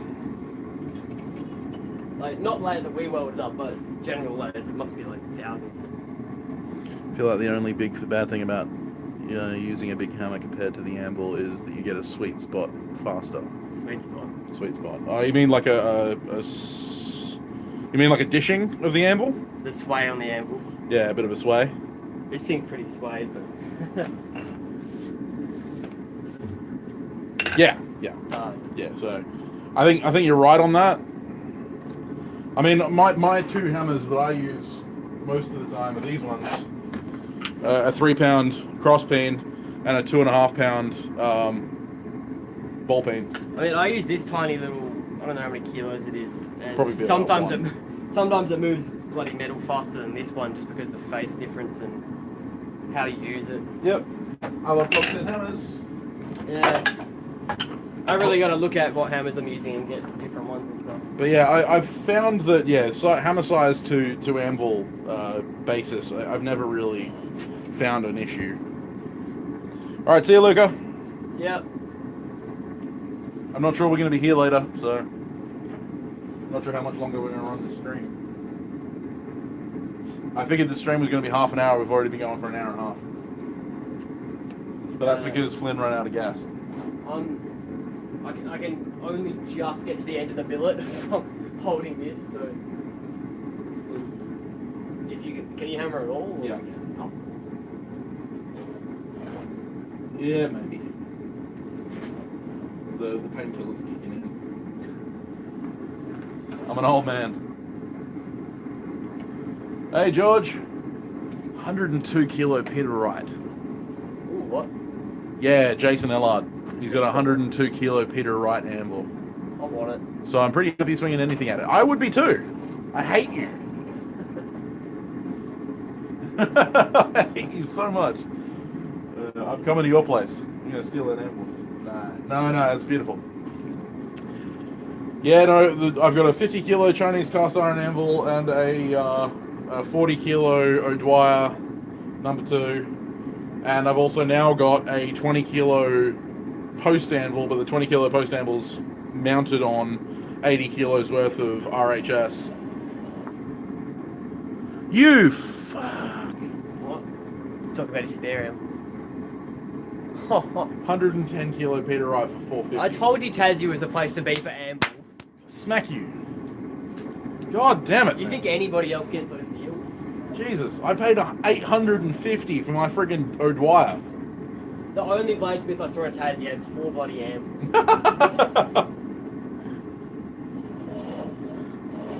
Oh yeah, nice, George.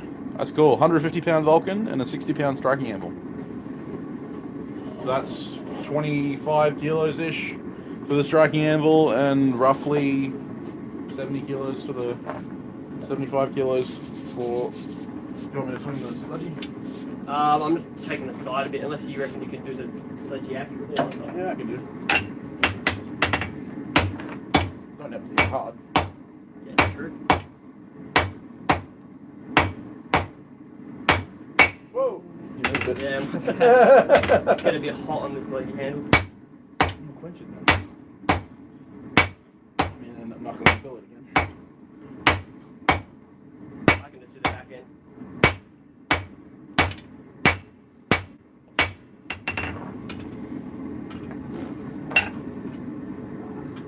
You wuss. Well, stop using my thumb. Yeah, well, you're supposed to. Not use your thumb. Everyone needs to get on Flynn's Instagram feed and start pestering him about getting back into the forge. Yeah. I'm sure you have. It's not bad. All he does is forge like 4 mil thick fucking saw blade. That's why he's got wimpy arms.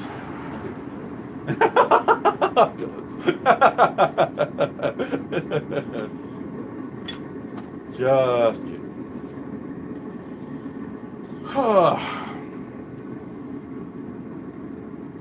I've only ever gotten good deals on anvils. I got a 139-pound Peter Wright for $300 and sold it for $450. Got a 24-pound Forge Brooks for $200 and sold it for $650. I hate you so much, Jason. You're not welcome on my stream. No, that's not true. Don't know. You can stay. No, that's awesome, man. I'm really jealous. Super jealous. We all are. Yeah. We're all jealous of you, Jason. We all secretly hate you.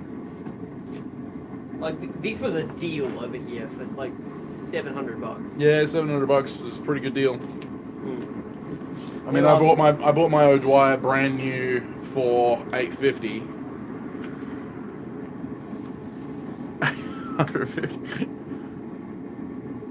Is that in Australia? That doesn't count, George. You live in America. Oh yeah. We Australians are a poor species when it comes to blacksmithing. We get the leftovers from England and America. Pretty much. Yeah, most of the crap that we get hold of is old railway works stuff. We didn't have a lot of wannabe blacksmiths all over the place. Well, that's what we are. Yeah.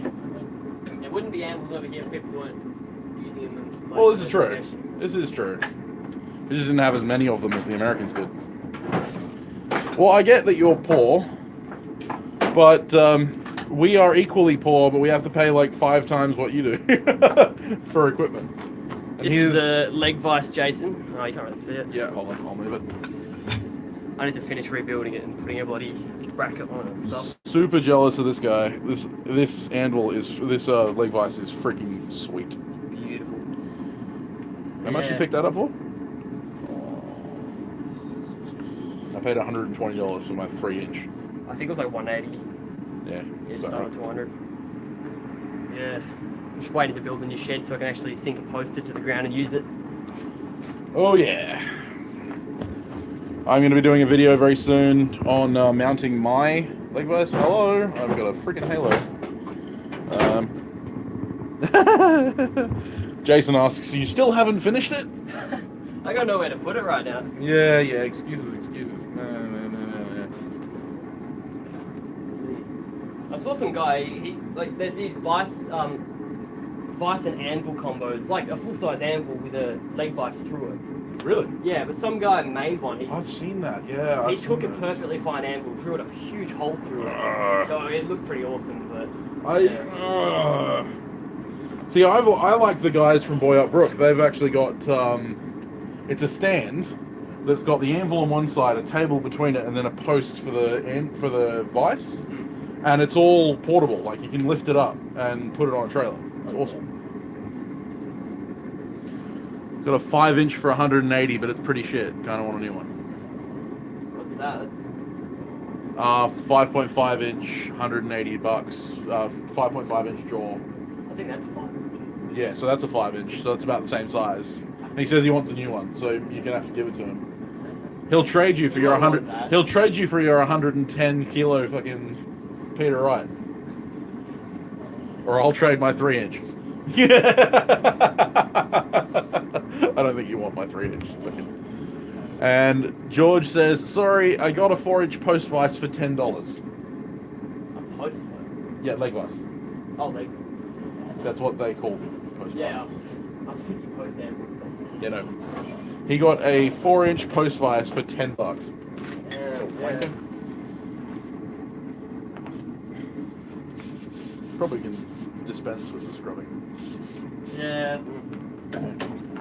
I'm just gonna go along. Oh, Right. yeah. Yep. Oh, it's gonna twist around my hand.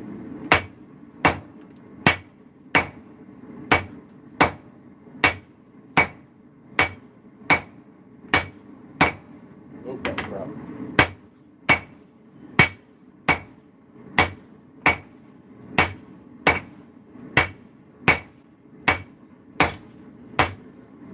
You flip the billet because I'm about to knock it. It's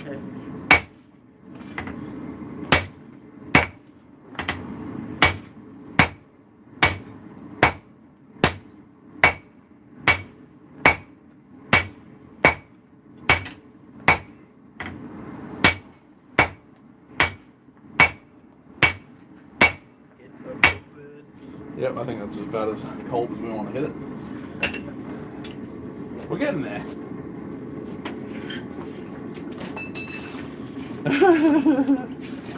It's really awkward using a sledgehammer that's like 8.5 pounds and it's got a handle that's only like 12 inches long.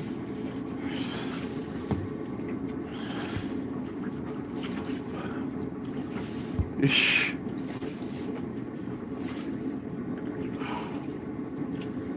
Well, if I'm ever in Tassie, I definitely want to check out that. Stuff you can't have. Yep. I like looking at stuff I can't have. I get to drool all over it. Oh, nice. Yeah, that's cool. That's a good one, George. I'll look forward to seeing the photo of that. Dustin. Hey, Dustin. How's it going, man?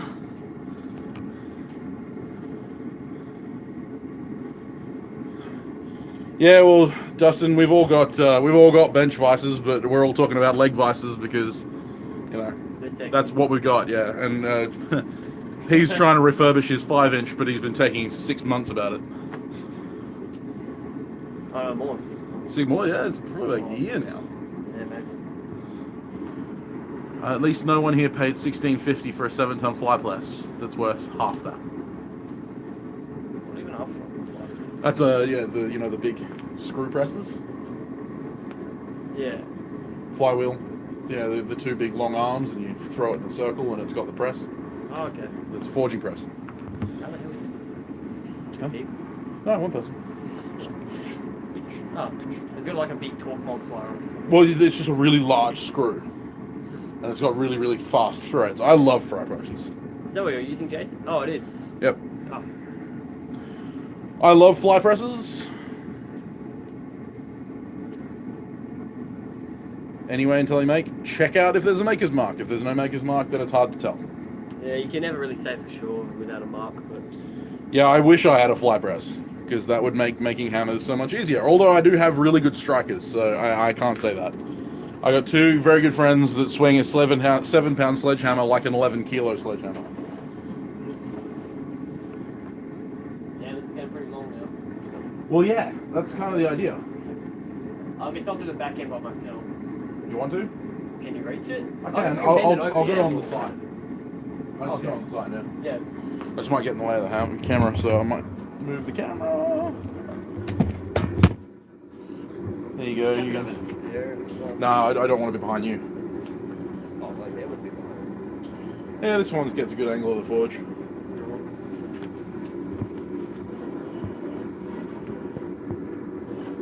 Yeah, as far as leg vices, Luca, if it doesn't have a maker's mark, it's very hard to tell. Same with anvil, but there's no point saying, oh, I think It's a Peter Wright or it's a Soda Yeah. Falls or whatever.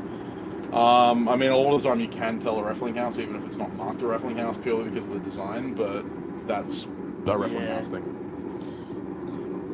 Yeah, fly presses are awesome because it's like a hydraulic press. It moves fairly fast. Just a lot cheaper. Well, it doesn't use any power. I heard my favorite chef died, and now Malcolm Young of AC/DC. Oh, jeez. Yeah. Yeah, well, not all of us show off. Jason.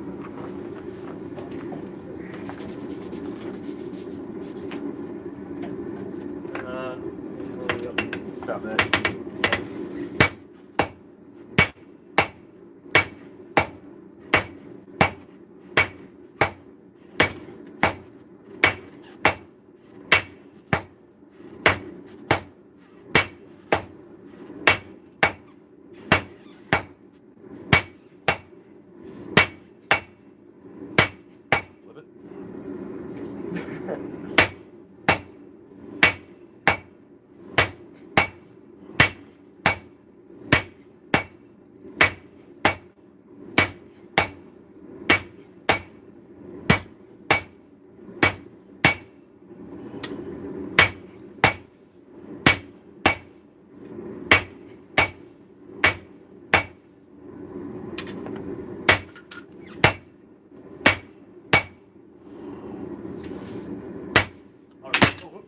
I was gonna even it up. If you say that before. Not sure.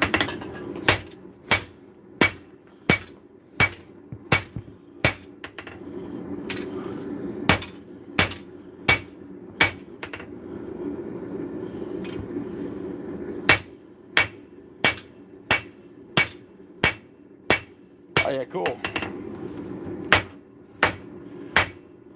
That's cool, George.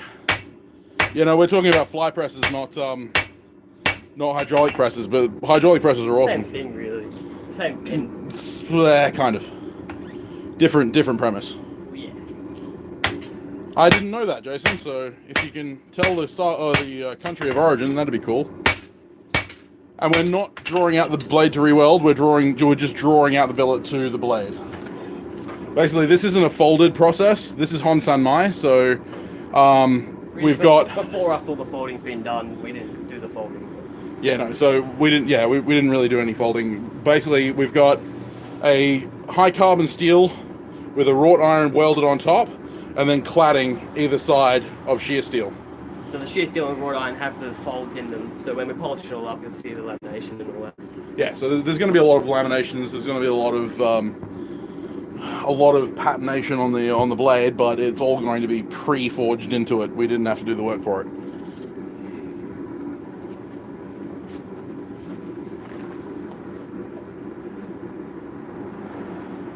This is a very traditional Japanese approach to making blades.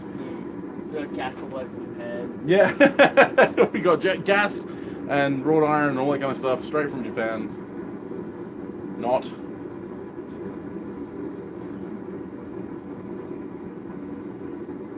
Dude, I'm getting hungry. Yeah. Hmm? I'm getting dead.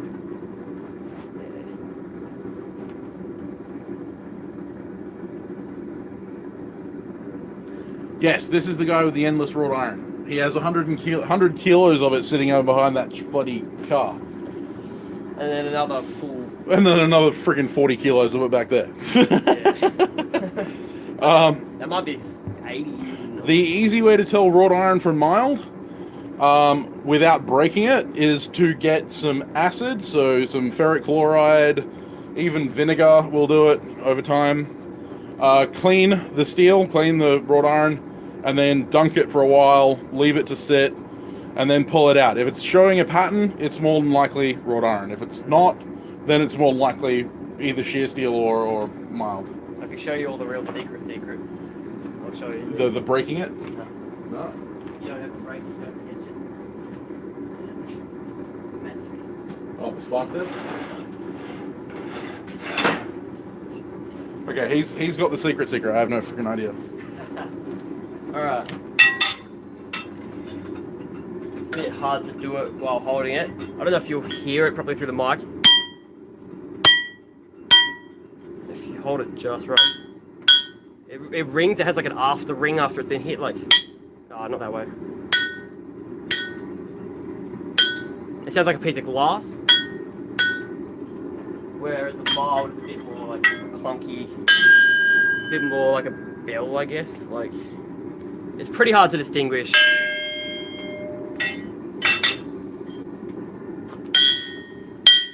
It's a kind of really high pitch, like in the back of your ear sound. Yeah. Whereas this is a bit more dull on the mild. There you go, secret. Might have to make a trade. George wants to make a trade with you. Is he in the US? Yes, he is. I think the shipping would be rather expensive. Yeah. I mean, there's probably more of it in the US anyway. Yeah, there's shitloads in the US.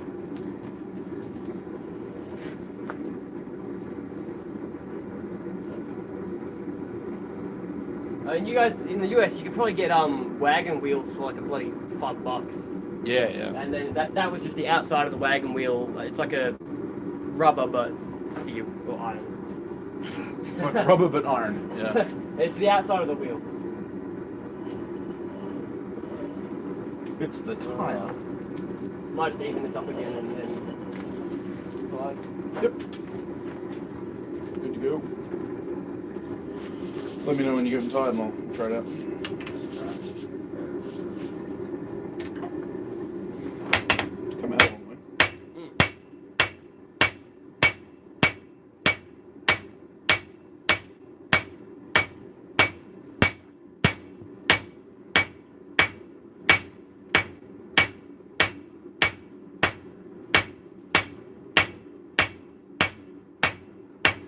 Actually, Luca, me and my dad are talking about making a Da Vinci style cam hammer, just to give me a little bit of extra forging power. He mainly wants to make it because he wants to make it, but he figured if he's going to make it, he may as well make ones that I can use. My dad's very much like me, and he likes making stuff.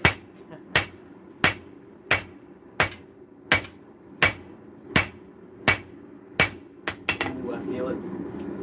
Feel it? But you're leaning ways over there to try and get it.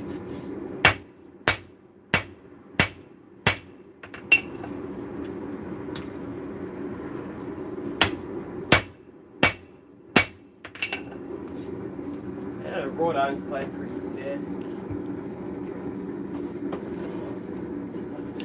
fair. George, that's also something I've considered. The tire hammer, I've thought about. That's beyond my fabrication abilities.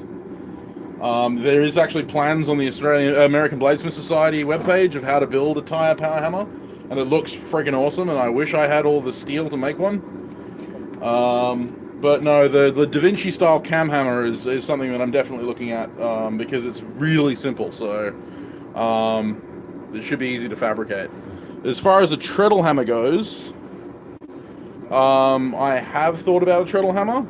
I'm really interested in the design that Black Bear Forge uses. Really cool. I think he got the design online. Again, need the steel, need the ability to fabricate that kind of thing. But it's all that kind of stuff that I've definitely been looking at. A treadle hammer would definitely be cool.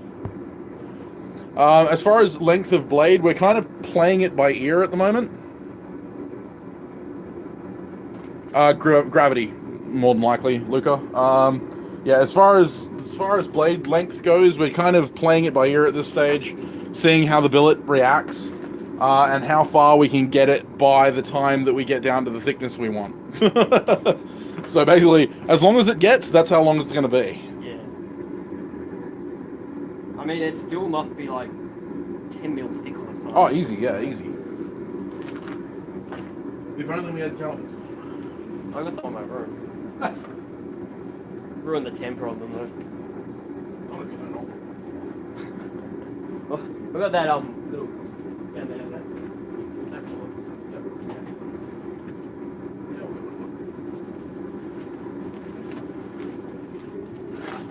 At the moment, we have a width and a thickness that we're looking for.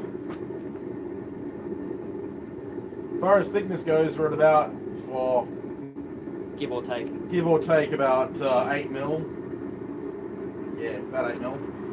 And in width, we are at 31, 32. So we need to bring it down in width and a little bit more down in thickness, and then we'll be ready. Bloody lighting my room on fire. It's not my fault you got like shit on it. water or something.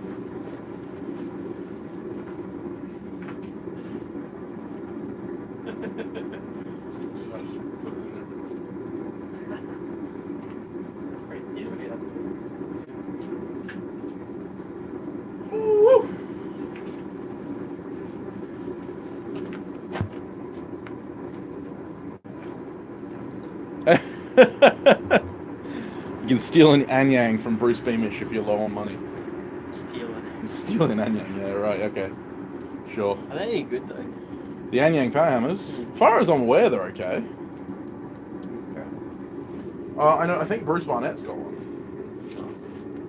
That one down south is awesome, the bloody Bunbury or whatever. Oh, in Albany, yeah. Yeah, it was Peter, a big green one. Peter, whatever his name is.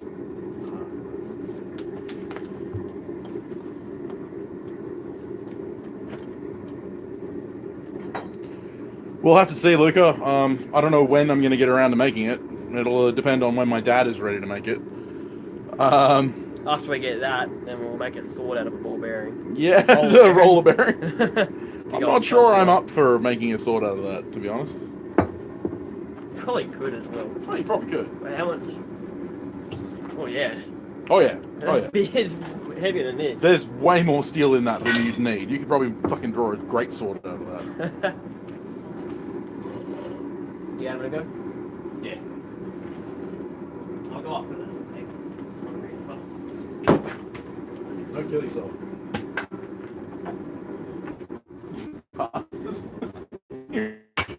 You're right.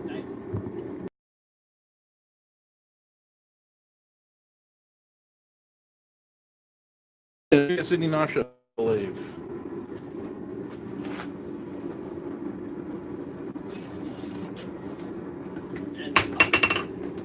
Keep running away with the internet. Oh.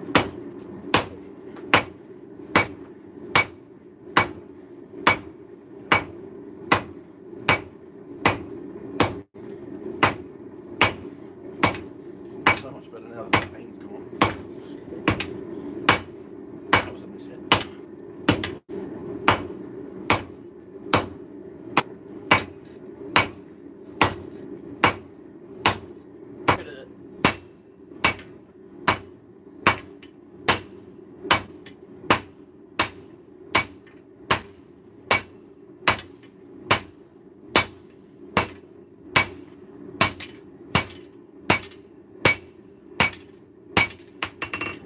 Getting down there. Getting down there. Sort of middle section looks a bit thicker than the rest. Yeah, well, it was already thicker to begin with.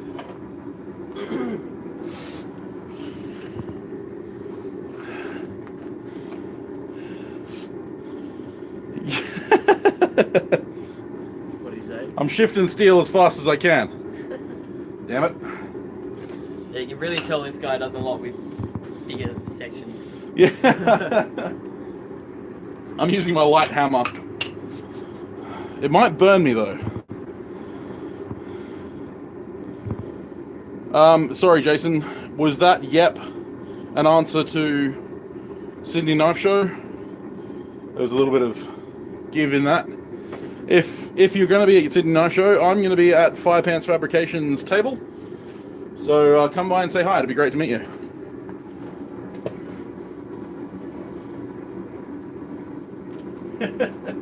It's long enough that it's not all the way in the heat and it's already touching the back brick. I'll slide it over this. Hey, Kyan, how's it going?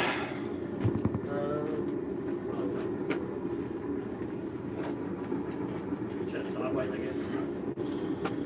As far as you two, I'd like to see you hit it harder.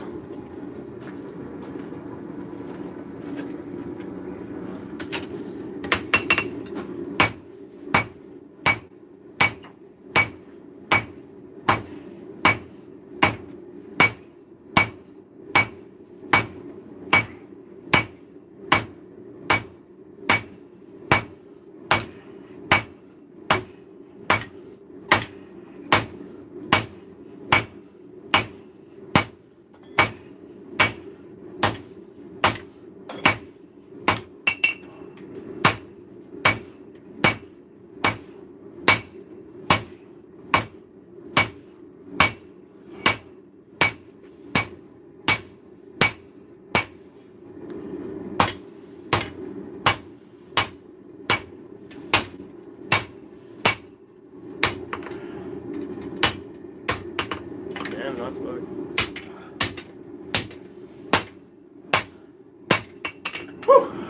Cool down the handle or?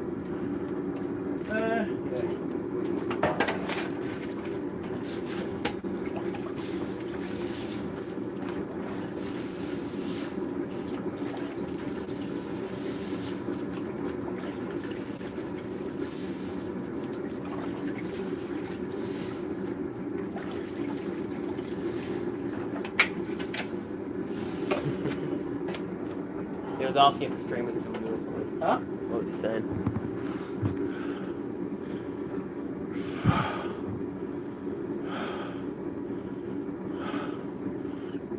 Don't we all, mate? We all had autocorrect.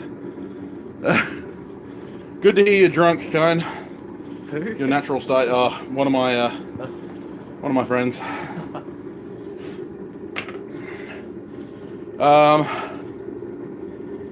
Yeah. Sorry. All good.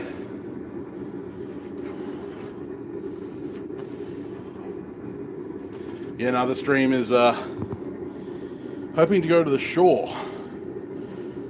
So you talking fishing? I was fishing last night. I ended up having to go for a swim. Because some asshole couldn't watch where he was putting his feet.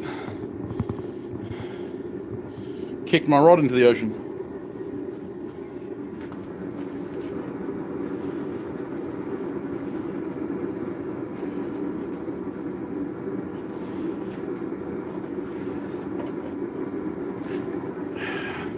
And if you're wondering, yes, it was Flint. No, I'm joking. Joking. He was miles away. In Darlington, sitting on his ass doing nothing. Well, last night.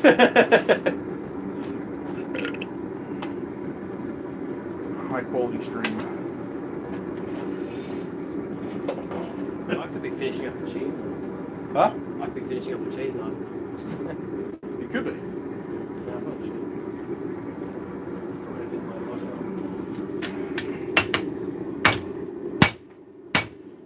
Oh, thank you.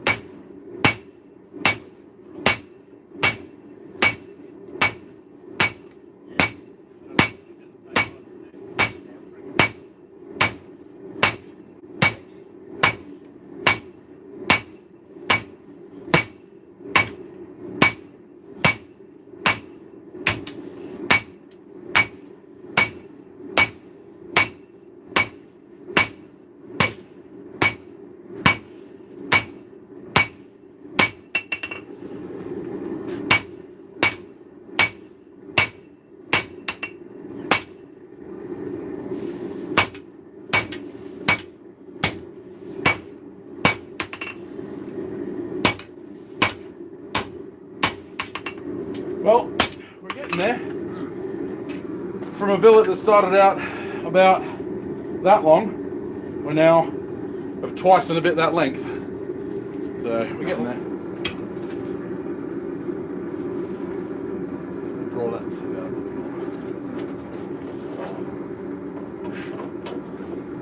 It's too long. That's what she said. Out of the way. How much, Lee?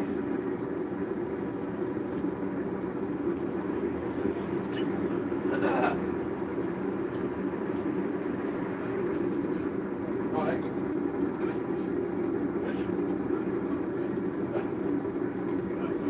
Yeah? Yeah, no, that's fine. Good? Jake, you still on the stream? No, unfortunately, I can't have carbohydrates, so. Thanks for that, though.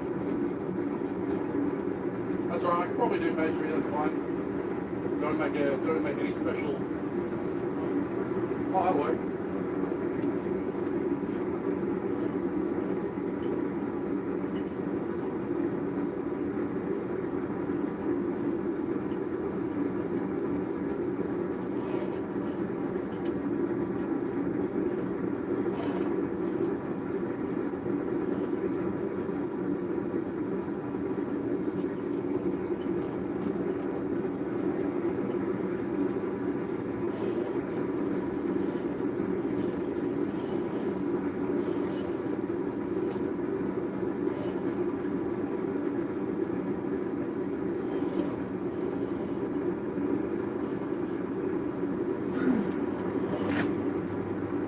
Yeah, with a hammer probably like what, twice the weight of this, I'm gonna get about the same amount of work done. Mm-hmm. You wish, jellyfish. No, well, less than half. Less than.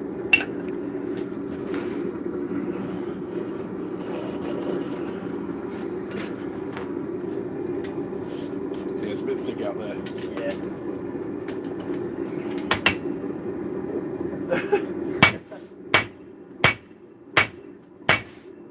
That was a pause for dramatic effect.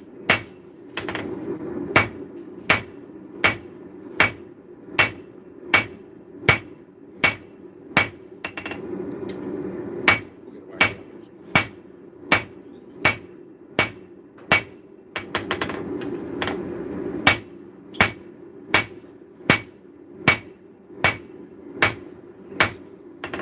Wacky weird. It needs to be thinner, like lengthwise. We're going to draw out quite a bit of width with the bevel. those of you US watchers, might recognize this brand of knife. Not sure if it's not gonna focus, of course it's not. There it is. Hello, case. Case hardened. No. It's hardened. What steel are they? So no, we're not working at welding heat. This is CV, chrome vanadium, CV. Oh, I guess it kind of is welding heat. 1,100. Yeah, so 1100 degrees. So yeah, just at the very low end of welding. Yeah. I mean, really, you could go lower, but like the wrought iron starts to play up a bit if you go a bit colder. Yeah, wrought iron's a bit of a bitch.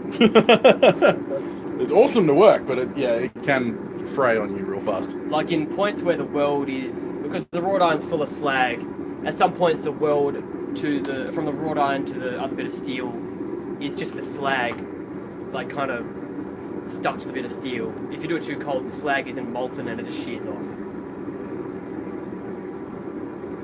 Sparks is beyond welding heat. Well, it depends on what you're welding. Yeah, I mean, if you're already welding wrought iron to wrought iron, then sparks is good, because that means that the slag and all that kind of stuff is going to be melting out of the weld. Anything with carbon, sparks not good. Yeah, no. If you're welding high carbon steel, the moment you see sparks, you're in trouble. I'll let you do this, please. I have welded low carbon jackets to high carbon steel, and had a little bit of sparkling going on. Not a lot, but a little bit, and that's gone okay. And that's how the Japanese actually developed their sense for when a billet was ready to forge. Some of the sparkling can be from the flux as well, though. This is it, yeah. I mean, when the Japanese forged tamahagane, when it's in its bloomery form, they look for sparks at the top of the forge, the charcoal forge, before they draw it out to start hammering on it. And that's just because the surface is completely molten at that stage.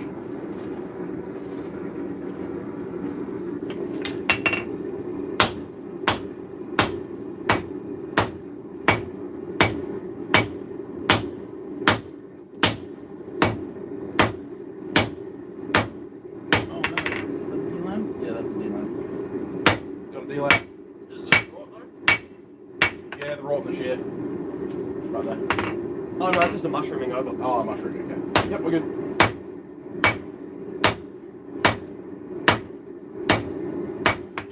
Nothing worse than that word. Delamination.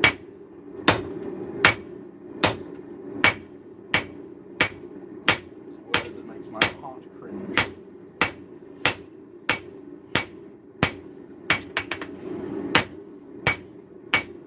Dealing with a lot of wrought iron, I've had a lot of delamination. Yeah. For those of you who haven't been with my YouTube channel for quite a while, I forged a Bowie knife for my birthday last year, and then I finished it this year for my wedding.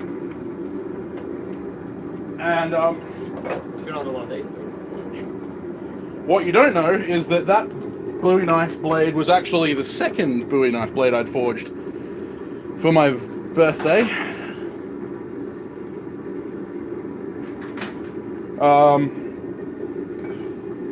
It was actually the second because the first one I actually made 150 layer.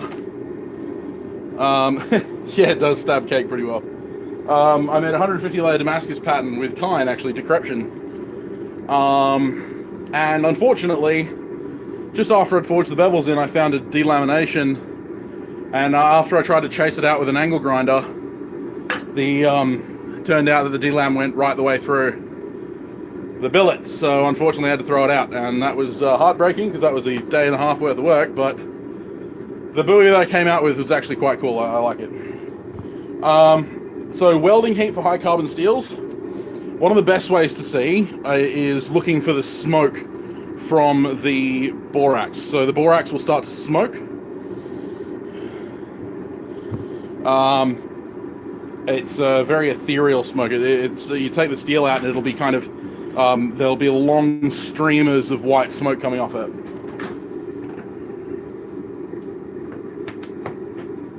So the V-toe. Did I show you I didn't. Yeah, Oh, that's nice. only like barely etched. That's pretty. So this is one of Flynn's knives. He makes me look like a kid with this kind of stuff. The wanker. Yeah. This is a V-Toku. Stainless clad with a V-Toku core. Yeah, stainless clad with a V-Toku core. And it's got the nickel shim between them. Yeah, nickel shim, and it's also got some really nice carbon diffusion through the stainless, which is that kind of ghosting above the nickel line. Here. It's also extremely thin. Like that's Yeah, what it is. It is laser thin. It is amazingly thin, and it's beautiful. This thing will make an awesome slicer when it's done. So clad is just stuff on the outside of the knife. So if you think of sanmai or 3-layer, kind of billets, you've got 2 pieces on clad or on the outside, welded on the outside of a billet in the middle. I guess that's clad what cladding. It can be defined as whatever's not on the cutting edge, but but normally that means that there's a single core in the middle. Does it work for Nemo, or could you call it a clad? No, because clad normally means in both sides, or clothed. Clad originally meant clothed. Yeah.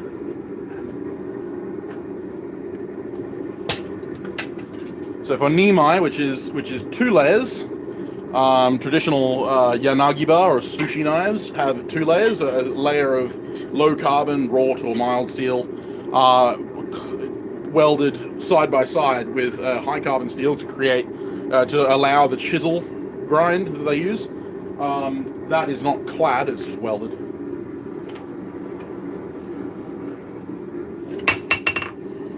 Getting all technical.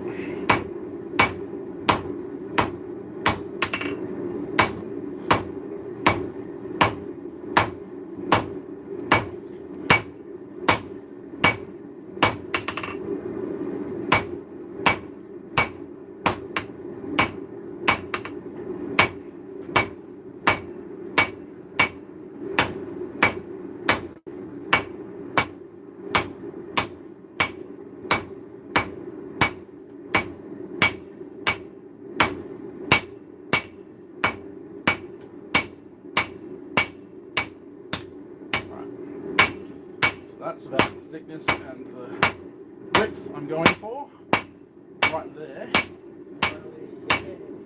So I just need to make the rest of the billet match that.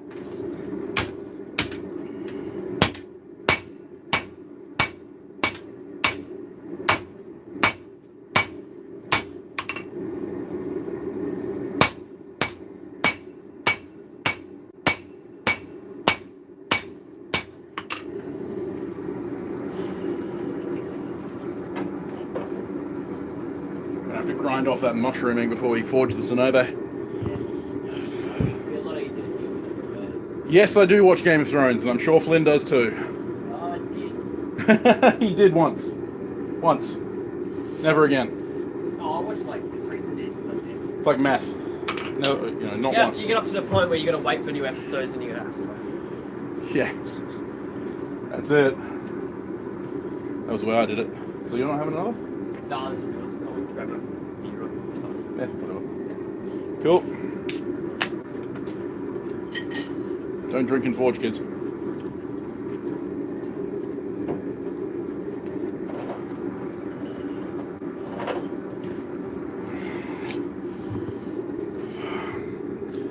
So yes, we do watch Game of Thrones, so feel free to ask your questions. Whew. Man, oh, I didn't even notice that.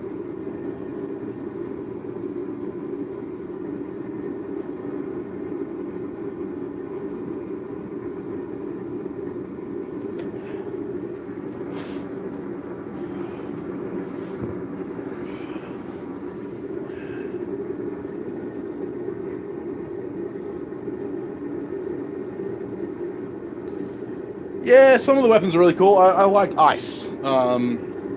Ice was one of my favorite swords. I was really pissed off, spoiler, when they melted it down.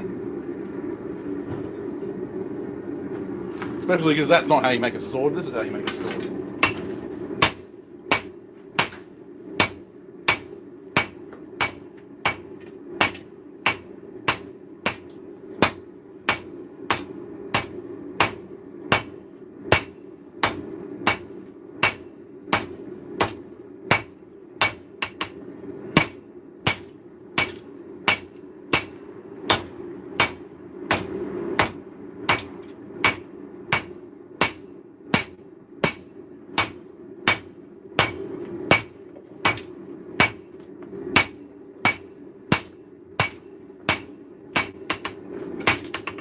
do you mind grabbing my camera and filming some of this? Oh, sure, yeah. Oh, we should have done something. Still got a couple of heats.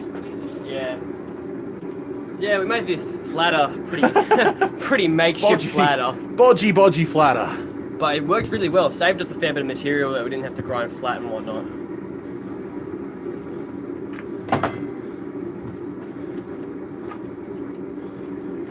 I don't think so. No, I think ice is done. Yeah, Man at Arms did make that. Alpin is commenting from outside the stream.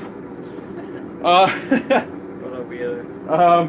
We're forging, to answer, we're forging a Honsan Mai, which is a traditional Japanese style of forge welding. Wakizashi, so a Japanese short sword. Do you care if it's not tripod or how do you start filming? You press the Click like you click it. and hold it down to turn autofocus on. No, you don't hold it down, just click it. Click and go. What, no autofocus? Nope, manual focus. It's so hard to press the screen. Wait for my cameraman to get ready.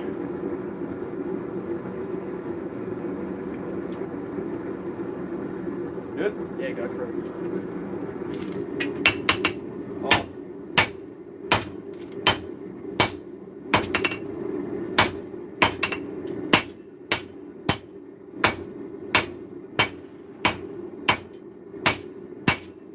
So at the moment I'm working in a bit of tangential taper as well as distal. Meaning I'm working the taper down in two planes.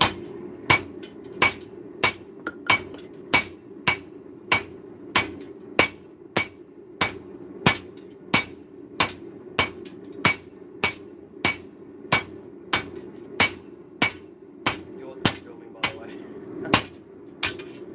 Doing to me. I pressed the button. It made it just took a photo. Have you got it set on camera? Yeah, it's on film. You press No, it doesn't take a photo. It made a shutter noise. Yeah, it does make a photo. It's current. It's film. See, it's Oh. there you go. Hey, Dustin. Video tomorrow? No. Absolutely not. Thank you very much. Mate. Oh, no, I took it back. God.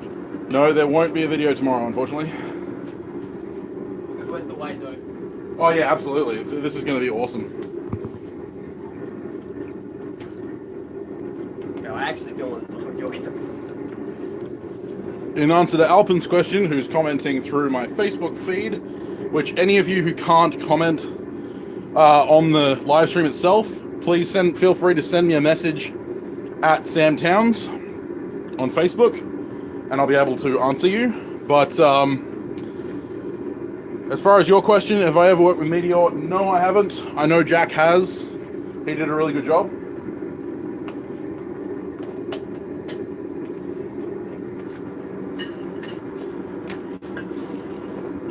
Not deep enough. That's what she said. We're not childish here at all. There's a couple of bandsaw joints in Perth. They'll have those huge bandsaw blades. I really want to get in touch with them, just get like scrap ones. I just got a massive amount of bandsaw. Yeah? Yeah, I got a friend who works at a steel factory. I've already got that. Yeah, no, those mine's steel thicker. bandsaw, Mine's though. thicker.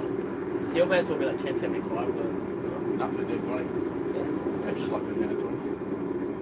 It's got a welded edge on it or what? Works really well. Yeah. If you want some, I'll give you some. Like bigger than It's thicker than that. And a bit wider. that. Yeah, I got a couple bands of it, so.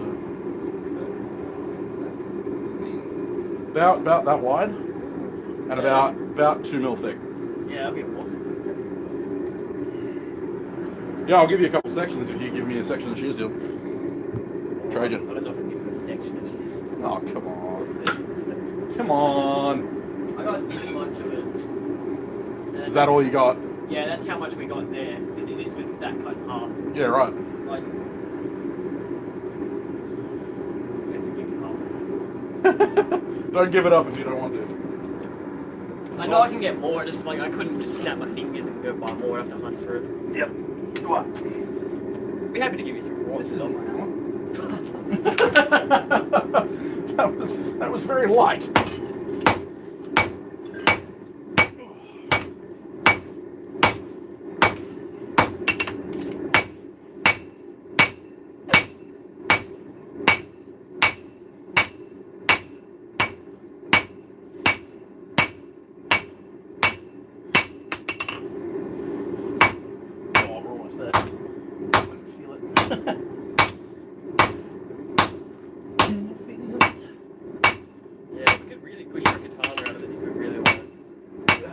I think we're reaching the limitations of the material. It's still real thick. Yeah, but the thing is that that's kind of the thickness you need for a sword. It's not far off the finishing width, is it? How wide are they normally? Yeah, it could be a little thinner. Depends on how wide you want it.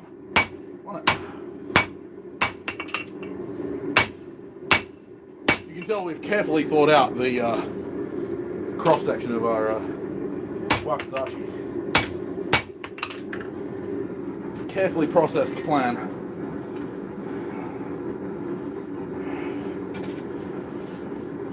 Right, well, at the moment, we're almost down to finished thickness. I think we need to come down a bit more width-wise. Man, it needs more hammering. Good thing.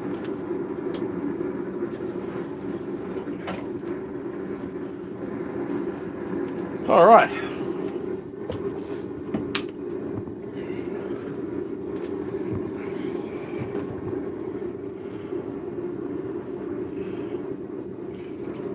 So how wide are we shooting for? Fantasy Blade. As far as Fantasy Blade, I'm not sure what you were talking about, unless you were talking about the sword Ice from Game of Thrones that we were talking about, Alpin. I don't really want to make it because it's a two-handed greatsword with an executioner's sword blade, and that's way beyond my capabilities. But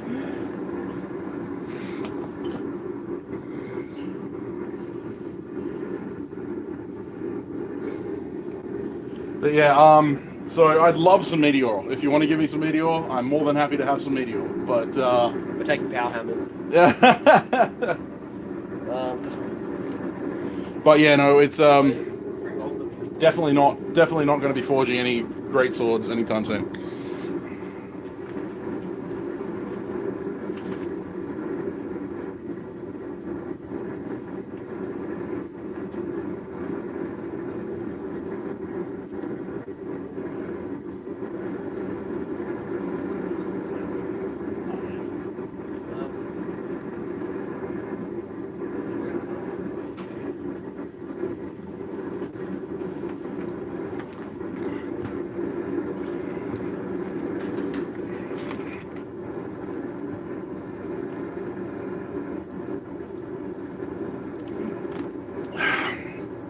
See, I'm not a big Longclaw fan.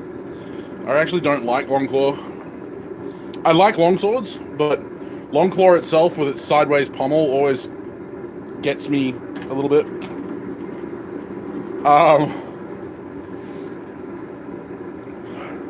Dawn, I'm not sure about Dawn. But no, Ice is definitely my favorite hammer, my favorite sword from Game of Thrones. It's just that I don't have the ability to forge it. As far as Alpin's question, have I tried a great axe? I have not. That is, however, one of the projects I would like to work on. It's actually the first wrought iron knife I ever did. Alright. See, it's pretty mistreated in the kitchen, but you can see the, well, can you? Yeah, you can see the welding. Yep. Yeah.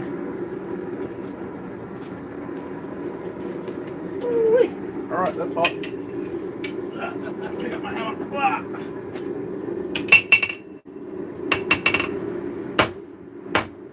Work it down. Get it hot, get it hard. That's definitely doing it.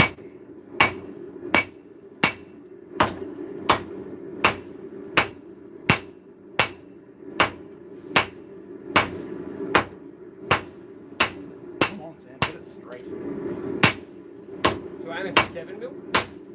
Roughly, yeah. Yeah, that's about right.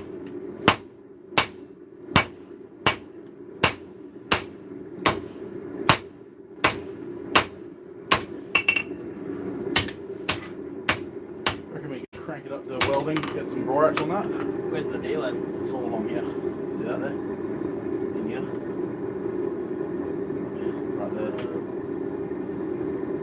And there's one bit up here. There. I think that's mushrooming me a little bit. In here.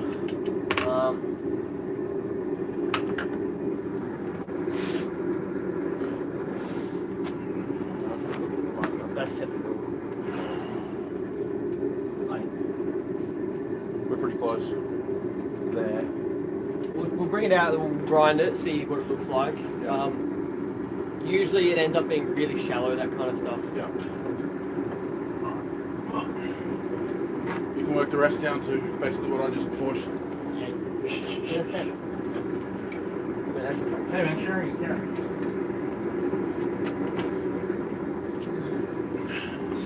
Yeah, Danax. A Danax is definitely something I want to try.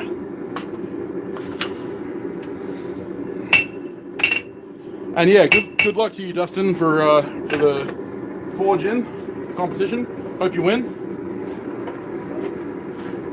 So what were you working on, the end half? No, I was working on the middle. Bringing that to the width? Bring it to width and depth. It's pretty close to thickness. It needs to be a little bit thinner. Yeah. We're getting it there.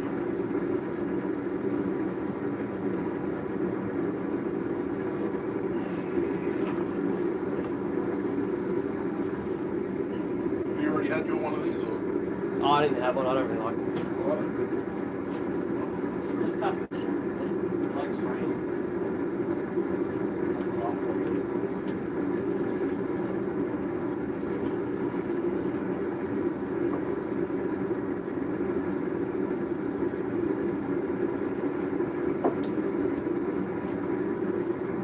So yeah, we're aiming for a big one of these, but this is a pretty crappy little test when I first got my grinder. Yeah.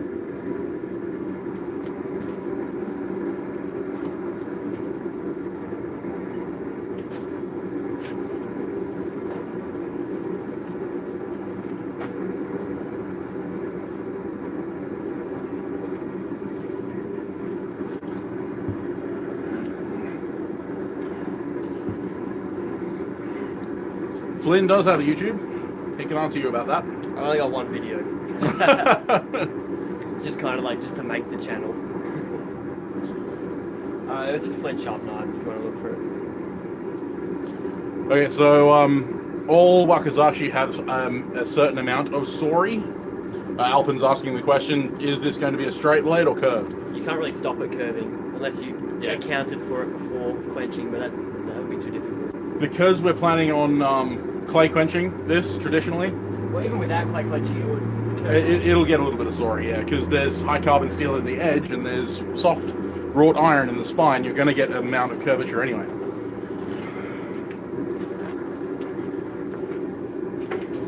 So to answer, we will be forging the Tsunobe, which is the preform, straight, and then the curvature will come from the hardening. In this bit? Yeah, I was working that bit, yeah. And then the rest of it just needs to come down to that thickness and height. Now you need to put it back to the height back down. Oh, well, that's the bit you did. Yeah. Oh, so I'm working these bits now. Yeah. Oh.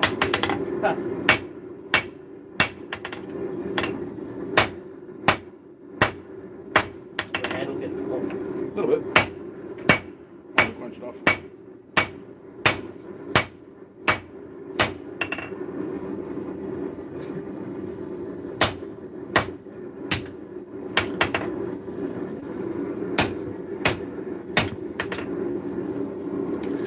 Okay, so in answer to Alpin's question, we didn't fold the steel for this. So basically, what we've done is we've taken pre-made wrought iron from around 1820.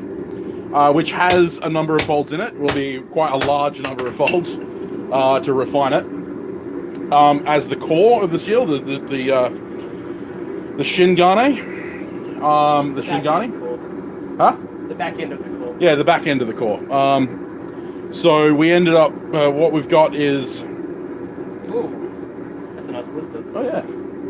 Yeah, you can tell you haven't been swinging a hammer very much. Oh, man, as I open my hand, I can feel the blister. Tearing, yeah. That's the best feeling. Yeah. I get it all the time, except I don't, because I got calluses like that. I'm holding the hammer way different to what I'm used to.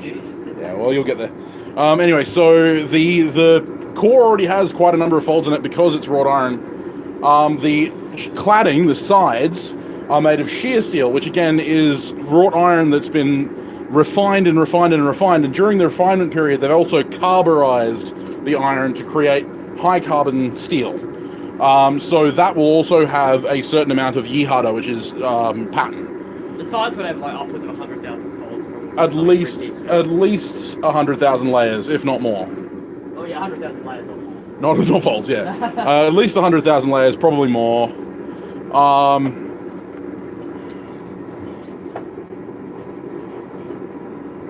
Then we've also got the central, the edge core, the edge part of the core, because the core is two pieces forge weld on top of each other, is a single piece of mono steel, which was a file. So, you know, W1, W2, 1095, somewhere around there. When they do it, they fold the core piece that many times, it's basically homogeneous anyway, so... Yeah, this is it. The whole folding technique was simply to refine poor steel into decent steel. It didn't actually improve the quality of the steel beyond its own capabilities. It was purely to take all of the slag and the impurities out of the raw bog steel that they got. There's the big chunk of, you know, basically meteorite that they got from the smelter, and turn that into a mono steel or a fairly homogeneous billet. So yeah, basically what we're doing is we're doing the end part of what would have been hours and hours of forging to create the billets that we've got. I don't know who Please Wake Up is, but he's wishing you best of luck in the finished product. Yeah. Thank you very much. Please Wake Up. I have no idea who you are. That's Sam's mum. Huh? Sam's mum. Sam's mum. Sam's mum. Well, not my mum. My girlfriend's mum. Ah, Savannah.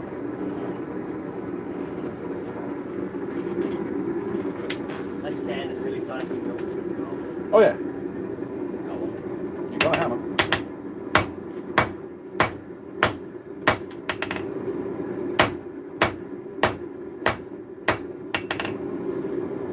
It's always nice when you get down to the end of a project.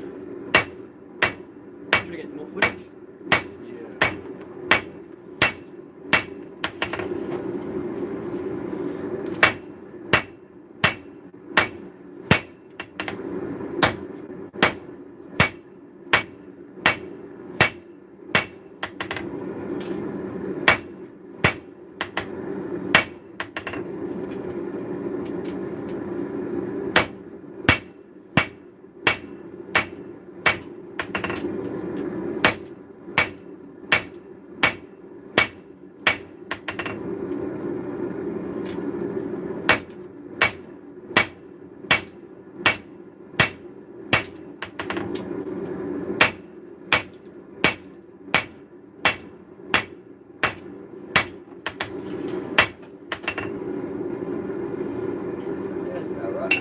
Lots of heating and beating. It's going to be cool little wacky.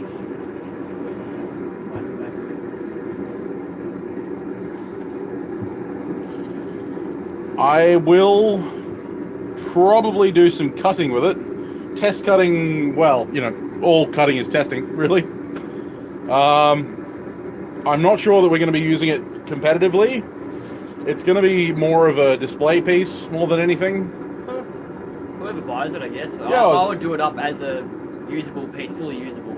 We're considering, well, it's going to be sharp, it's going to be hard, it's going to be sharp, it's going to be a usable weapon. But the finish might be a bit too nice to go whacking through. Yeah, we're going to be doing hand polishes with stones and stuff like that. So it'll really be up to the end user because we're not going to keep this. We're considering at the moment whether we sell it off directly as a certain price or we're going to put it up for auction. So we're still discussing that, and we'll discuss that over the period of the build. See what we think. See where people's minds are at. Once the build videos start going up, we'll start gauging interest. And how many people get broke into this? Yeah. So, yeah, it's going to go to someone else, and then it'll be up to them how they use it. But we will probably do some cutting with it before we sell it. You're not going to make a katana or not cut stuff? No, hell no. No. We could rough polish it, assemble it, cut stuff. That's probably what we're going to end up doing. We're going to rough polish it. We'll do some cutting, then we'll do the final polish and assembly. Not katana, wakizashi. Yeah, it's a wakizashi.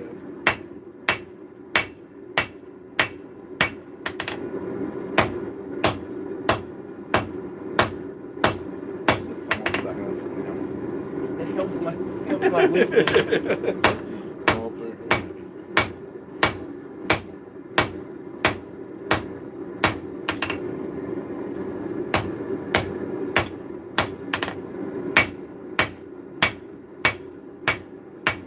So we're fairly nubile at this whole forging thing. I think we have about 7 years experience between the two of us. If you want to see a hand-forged tanto done professionally by someone who is incredibly talented, I would highly suggest you go and check out Island Blacksmith. It's ISLAND Blacksmith. That back end's good. Yeah, that's pretty good. Then we just need to that section there forward. I'll do the next bit. But anyway, so Island Blacksmith or Crossed Heart Forge, Crossed Heart. He does amazing tanto. You might want to put some band-aids on or duct tape. He is killing his friggin' hand. Yeah, I can feel the blister like ripping on the inside as I open my hand. Yep, it's a beautiful feeling. It means he's been swinging a hammer.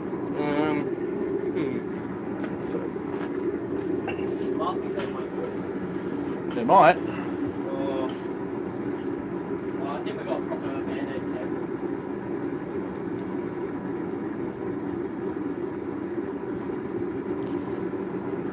there. Sounds like a cool test. Alpin, responding to Alpin's comment on my Facebook feed, he was talking to me about the testing that they do and the competition. Fruit cutting, water bottles, that kind of stuff. Sounds awesome. Again, we're not going to be keeping this sword, so likelihood is it'll go to someone either out of country or interstate, depending on who picks it up. Maybe someone will pick it up from this feed. Who knows? But it probably won't be in my hands long enough to take it to a competition. So unfortunately, that's the way it's going to go. Yeah, Dustin, he's got like 6, and they're all bleeding quite badly. So I'm going to cut him some slack on that one. Whoa, that's hot. Okay. That was a bad idea. This is getting just a little bit warm, guys. I noticed the strangest thing. You stick steel in a fire, and it gets hot. It's weird.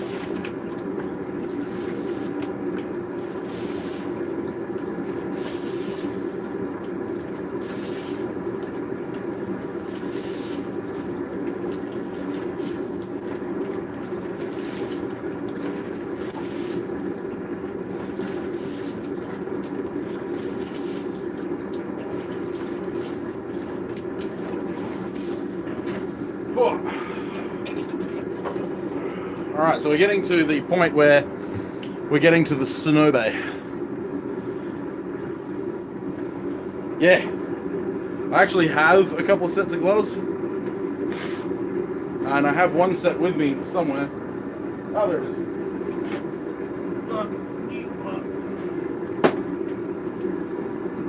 It's just that I'm terrible at remembering that I have them. For some reason this is wet, which is never a good idea.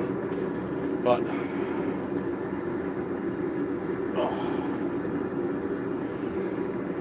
there you go. I also don't like the fact that I can't control the camera with the bloody gloves on. That doesn't help.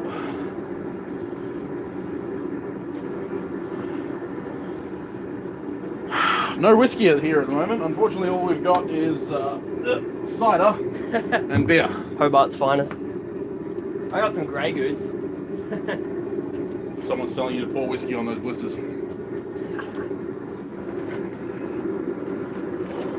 So we're almost down there.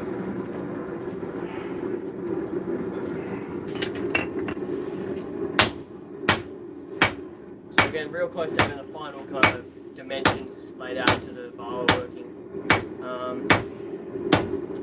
Yeah. Just get the thickness and width down. Got to start working shapes and all that a bit later, probably not time. See Sam's wailing on it. I have a bit of a list of problems. Sam thinks I'm a little bitch, but I didn't say that. you thought of it. Yeah, I did. You're absolutely right. Yeah.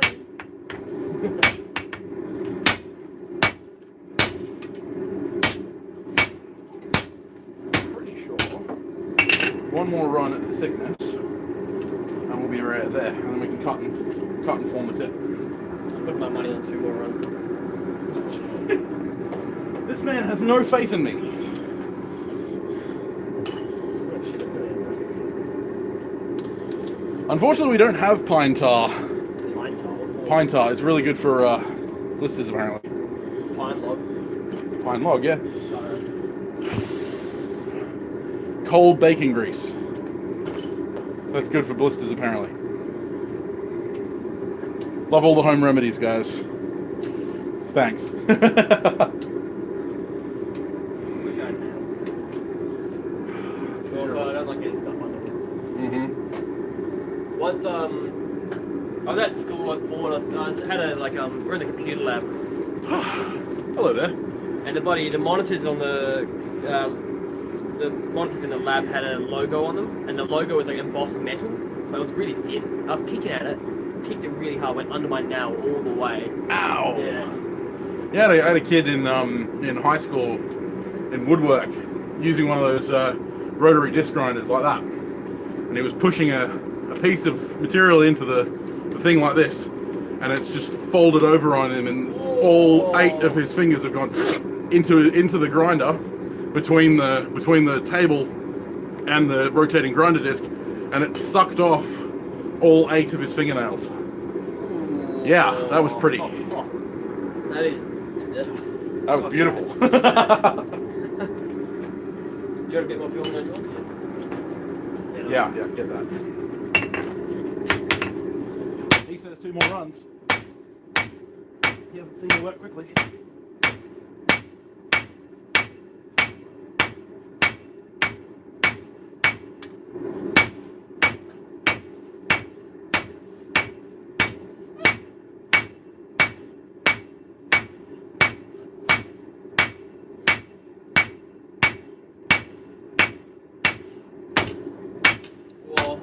Oh, shit off a bit.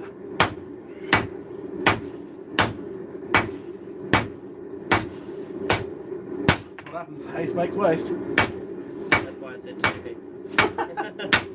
No, it's not. You said 2 heats, you didn't trust me. Was it a bit of mushrooming or? Yeah. Oh, yeah, whatever. That's fine.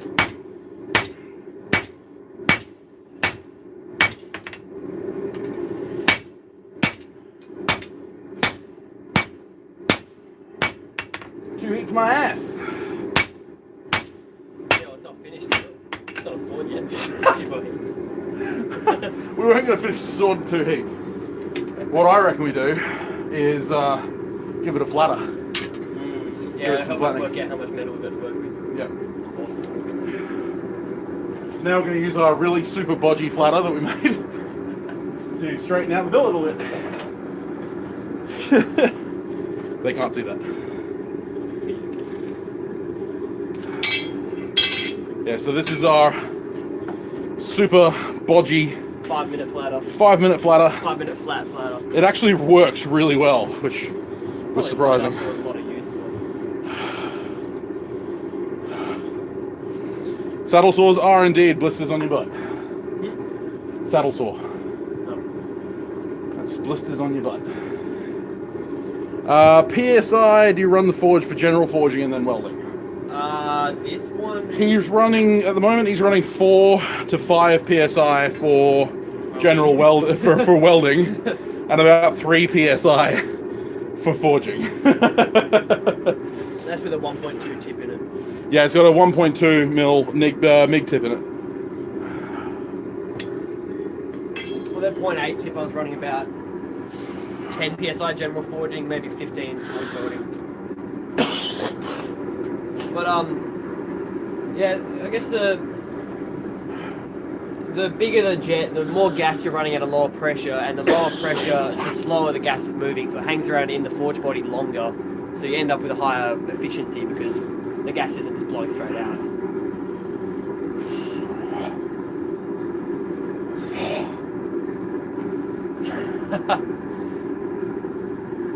I hate when that happens. Flemmy bits. No, a bit of pocket lint in my ventilator inhaler. Oh. Straight down the gullet. So I should never lose the cap to your ventilator inhaler. Need a tool, make a tool. That's it. We needed a flatter, so we made one. Not very well, but we made one.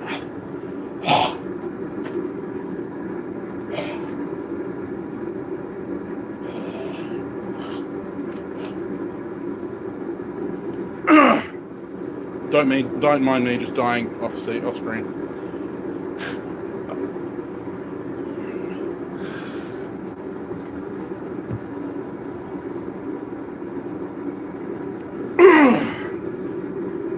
All right, you ready? Bloke I know, his dad does hydraulics, and his dad just has. Oh, I'm gonna have. Oh, yeah, of course. Yeah, his dad just has hydraulic cylinders and pumps laying around.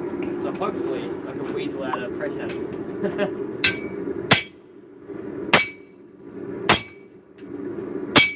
Oh, that's loud. Yeah. Your neighbours love you.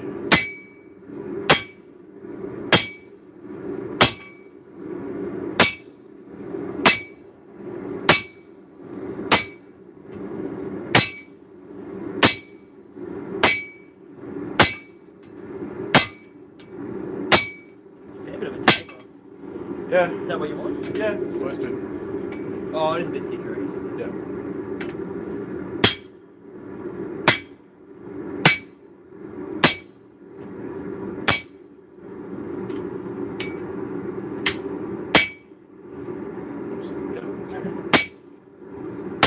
Get it aligned, Sam. Yeah, this thing works too good.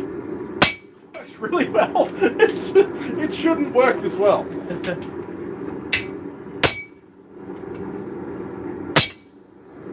Are they usually solid like that, or most of them floating ones? Most of them have got wood handle. The only ones I've seen, they got a wire wrapped around the bit. Yeah, that works as well. It's mostly just to reduce shock. I've only seen that type before, like in person. Yeah, it's mostly to reduce shock in the hand of the person holding Oh, it. it's a bit too cold, I'd say. No, it's fine. So when it rings like that. It's relatively straightish.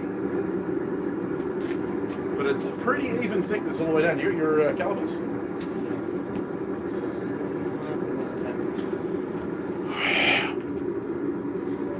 As far as Alpin's question goes, making armor? No, I am not an armorer. And I don't think I ever will be. For the right price, it would work. Hell no. Not unless you're going to pay me 10 grand. Yeah. That's probably what a suit of armor's worth. Yeah, well, that's what I was talking about. Most have a wooden handle, but Flynn's only seen the ones with wire-wrapped handles. Yeah, it's like a wooden handle with wire that goes around the flatter bit, so the flatter bit can float free of the handle. Well, yeah.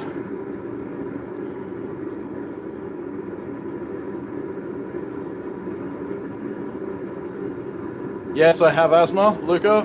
I've always had it since I was a kid. And hanging around forges and stuff like that doesn't help me, and cold weather doesn't help me either. And unfortunately, it's a fairly cold night. Although you can't tell next to the forge because I'm sweating my friggin' balls off. Dustin, Vegemite is a whole bunch of different vegetable stocks. Fermented vegetable stock, basically. And it is wonderful. Wonderful on toast. If you eat it right. It should taper there. Yeah, it just adheres a bit, you know, but not crazy. Maybe like half of that. Still thick at the tip. Yeah, you know. We're bloody close. Flattering it more will do it. Yep. Alright, one more flatter run. Bloody close. Mostly towards the tip. Vegemite is beautiful. I won't hear that kind of blasphemy on my friggin' stream. Thank you.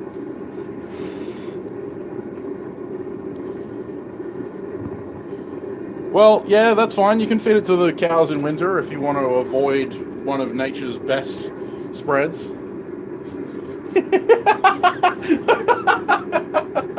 Oh, it cracked me up. Anyway. Carburizing a blade with veg. Hey, that'd be cool. We should do a video. We should become the new green beetle and start carburizing steel with all kinds of crazy shit.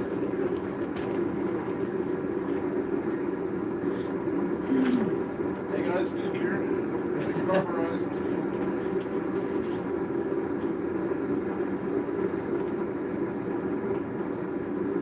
We should get some crazy high alloy, low carbon something and then carburize it together. Or like hard oak or something. What's it? Hard oak? Heaps of Molybdenum, is it? Oh, manganese and that kind of stuff. Right now. Start with an M.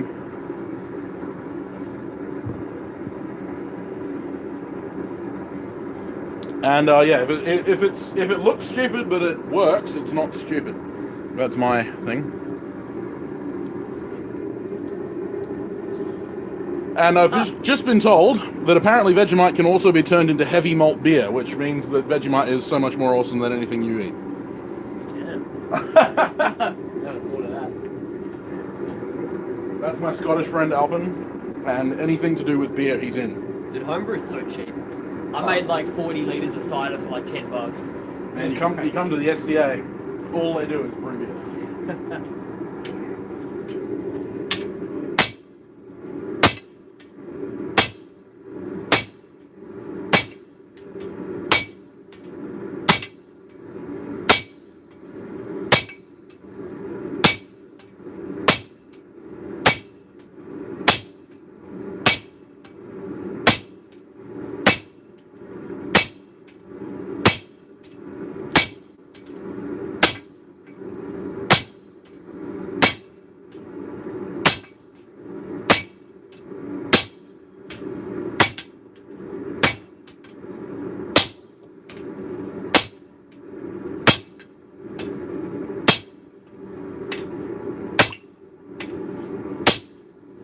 Flatter is pure bullshit. Like, I'm not sure what the hell. In theory, a flatter is just so simple. Like, I don't see how you can stuff it up. I love the long handle on this because it means I can stand back here. Yeah, and the offset on it is like perfect. Oh man, sometimes things just work. All right, so do you want to test the verniers again? Well, we gotta flatter the sides. Bit of rough on it.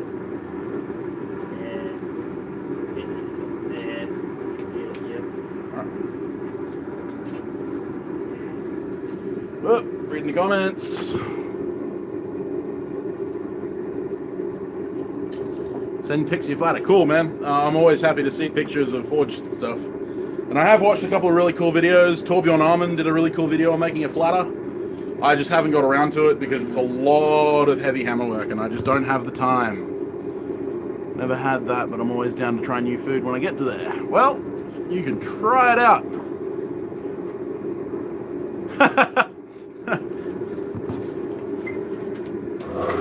Alpin, that's exactly what I think. Just to be cryptic, that's exactly what I think. Well, that's it. Necessity is the mother of all invention.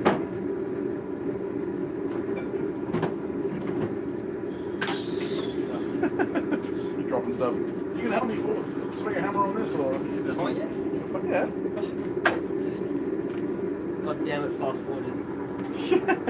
Yeah, that tip's like white hot.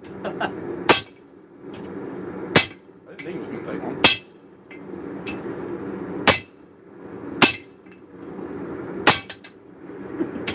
Spring. No, I'm not holding on to it.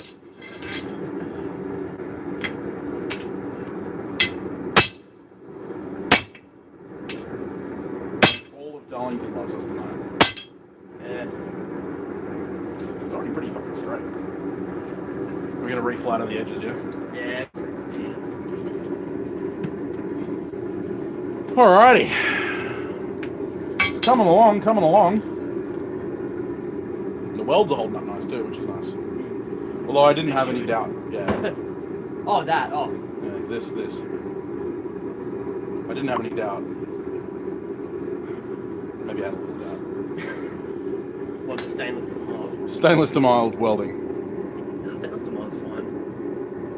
Usually. I have told him so many times, Alpin, that I have given up. And for those of you who are wondering what I'm talking to Alpin about, Alpin has commented, tell that boy to get his thumb off the spine of the hammer. I have been telling him to stop. This is what happens when you do that. I have been telling him to stop thumbing the hammer all freaking day.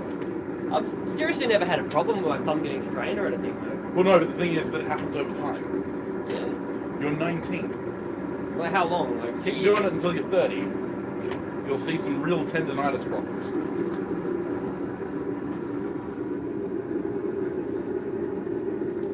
Inches or? Yeah. Yeah. 1.5 square. Forwards to face down with 3x3. Yeah, it would have taken forever, man. That's why I really like this bodgy thing that we made in about 20 minutes. Not even. Yeah. It took us like 10 minutes to come up with the idea. Yeah, it took us like 10 minutes to come up with the idea, and then it took, Go ahead, Dustin. Although I have to say, multiple posting. If you guys are going to multiple post on this, YouTube has an anti-spam filter which doesn't allow you to post more than once every 30 seconds, so that people can't post random crap like multitudes of it. So, if you're going to do a multi-post, think again. Just post it all at once, because otherwise, I might miss the second part. Oh, nice. Well, yeah. What did you think was going to happen? We have been forging on it all day. We've made quite a bit of scale. All the floors were just Yep. Yeah, the forge floor, which you can see a little bit of it. down there. This was clean this morning. We have made quite a bit of scale today. It's been awesome. That's pretty good. Yeah, it's some pretty badass scale. I mean, wrought iron scales up beautifully. When we lacquer the sail, we use forge scale as like shimmer. Yeah, okay. I bet that would work. I bet they use something like that. Maybe. They're like oxides of pigments usually. Oh shit. Alright, okay. That's a little hot. I'll just go easy on it.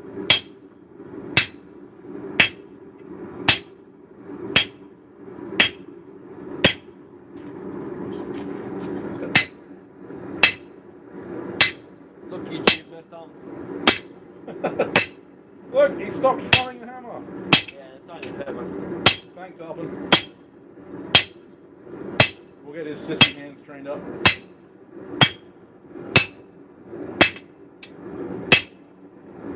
And one for good luck.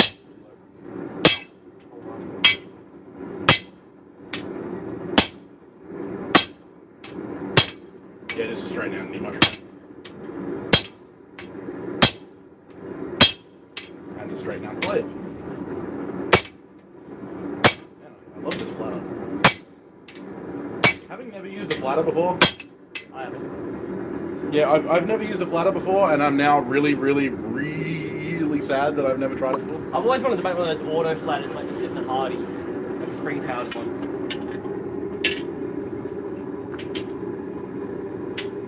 Sorry for blocking the view, guys. Adding some secret sauce. Yeah. We're doing super secret special stuff to this. All above the age of 18. Fine. YouTube red. Or red. Red tube, yeah. Damn. Damn! This is one of the nicest billets I've done for how much forging's happened. Well, that's because I'm here. Oh, yeah. That's both bragging and not. Because it's true. Teamwork. Teamwork! Yay! So that is the finished billet. Now I need to forge the Tsunobe. Or we need to start the Tsunobe. So what we're going to do to start the Tsunobe is we're going to clip the tip and forge it over. There's still a bunch of weld at the tip as well for making the billet. Scale Damascus. Scaled Damascus. That would be, funny. We're going to take all a year's worth of forge scale and then we're going to reduce it back into iron. And I've actually, Chandler Dickinson did that. Yeah, I think Chandler Dickinson actually did a video on smelting.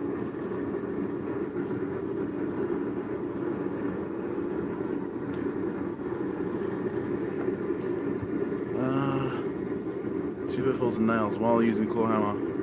I kept bending the nails, so yesterday I pulled out my 3-pound ball peen and had no problems. Yeah, set hammer is on my list. I've actually got a hammerhead that I'm going to turn into a set hammer. As far as being something being wrong with you, no, there's nothing wrong with you. I find my 3-pound ball peen and 3-pound cross peen hammers much easier to deal with than a claw hammer. a claw hammer. Yeah. For forging. Carpenter's claw hammer. No, he was driving nails. Oh. Claw hammer's kind of designed for it, but I find my 3-pound ball peen easier to handle.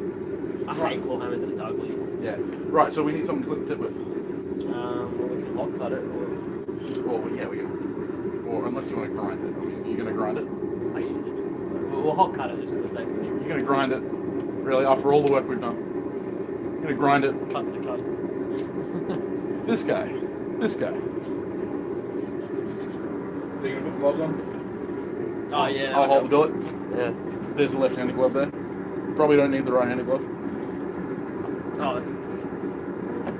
yeah, upside down. Make sure to hit the like button, guys. I haven't said that yet.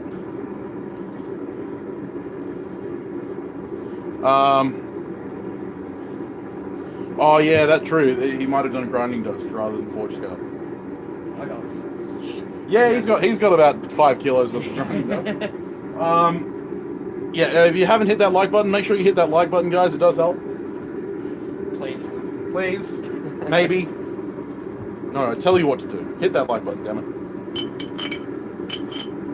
Yeah, I used the set hammer kind of hammer that I've got in my... I can't remember video. I think it was the hot cut video. Unfortunately, the handle was way too short, and the hammering face, the face that I actually hammer on, is way too wide. So I've got to forge that down. Yeah, he just kind of shop floor sweepings. Okay, so we've actually got to figure out which side is the core. Okay, so the core... You got the mark on the handle? Huh? Mark on the handle? I'm more looking at where the handle is compared to the billet. Well, there's a mark on this side, so the left side's core. Yeah, well, that's what I was thinking about billet too. Because the handle's all the way over one side. Why would that make it? Because remember, it was offset to one side. I don't remember what side I was offset to. I was paying attention. So, we're cutting the spine off. Yeah, so we're going to cut Down to the spine. that way. Yeah, alright. So you want to do the cut, or you want me to do the cut? Well, I guess you'll probably know where to do it. We're trading. Oh, jump in there.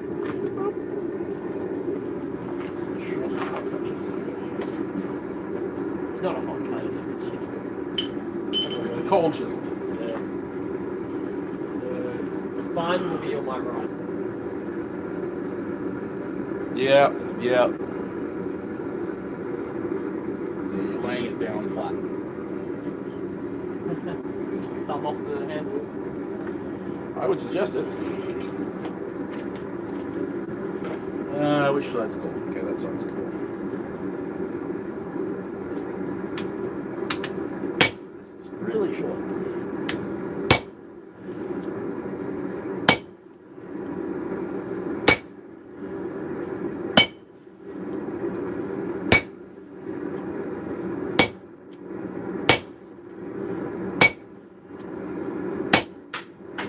Okay, I'm gonna go look for that. I might have burned down his workshop. Just gonna chuck these little holes. Yeah. 2 seconds. Best pickup times I got. Found it? I can hear it from Whoops.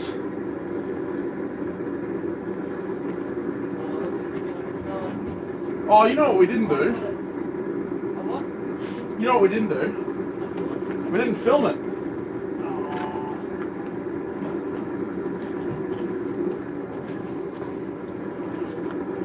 Now I feel like a numpty. Lay that on the Let's anvil. quickly do a video. No, lay it on the anvil. I'm just going to take a photo. I'll hold it.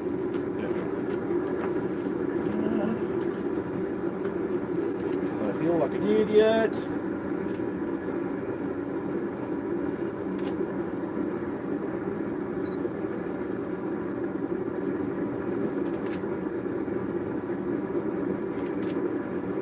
I mean, it's most of the billet work doesn't matter as much as the preform. Yeah. Billet work is just stuff you shouldn't have to film because you should have a power hammer or something. Yeah.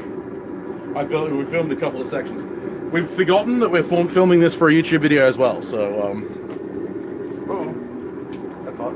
Alright, yeah, we just hot cut the tip off. So basically you want to cut the spine end off because the spine's all wrought iron and then the edge is steel. So when we forge into bevels, the tip's going to curve up that way. So the steel is going to end up where the spine is essentially.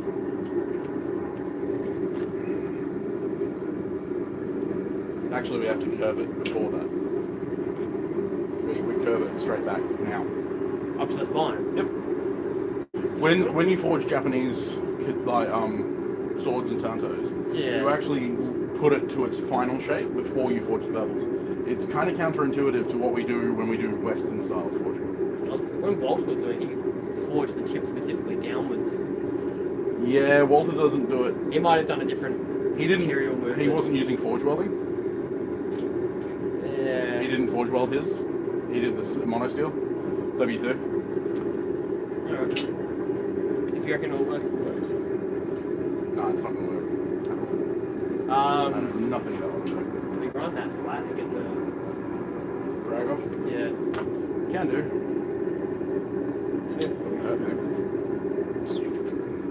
Oh, that belly shit.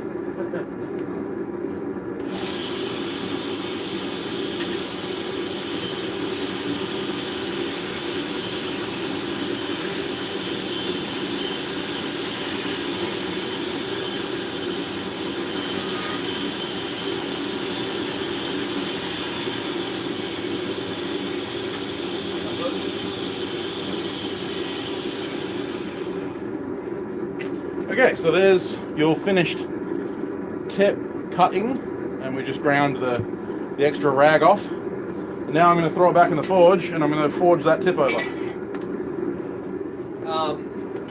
How big is this the final size, roughly? Roughly, yeah. So that's still Tanto size. Not Tanto. What size? Definitely one.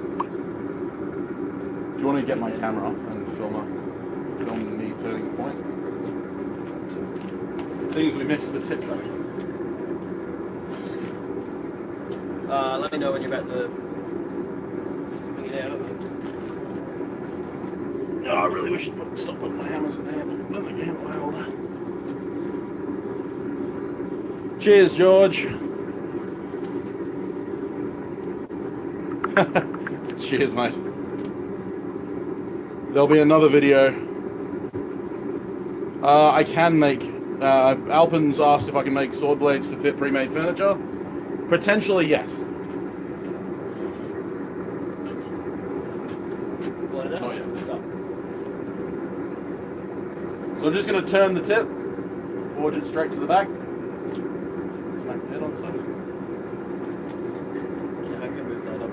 That's right.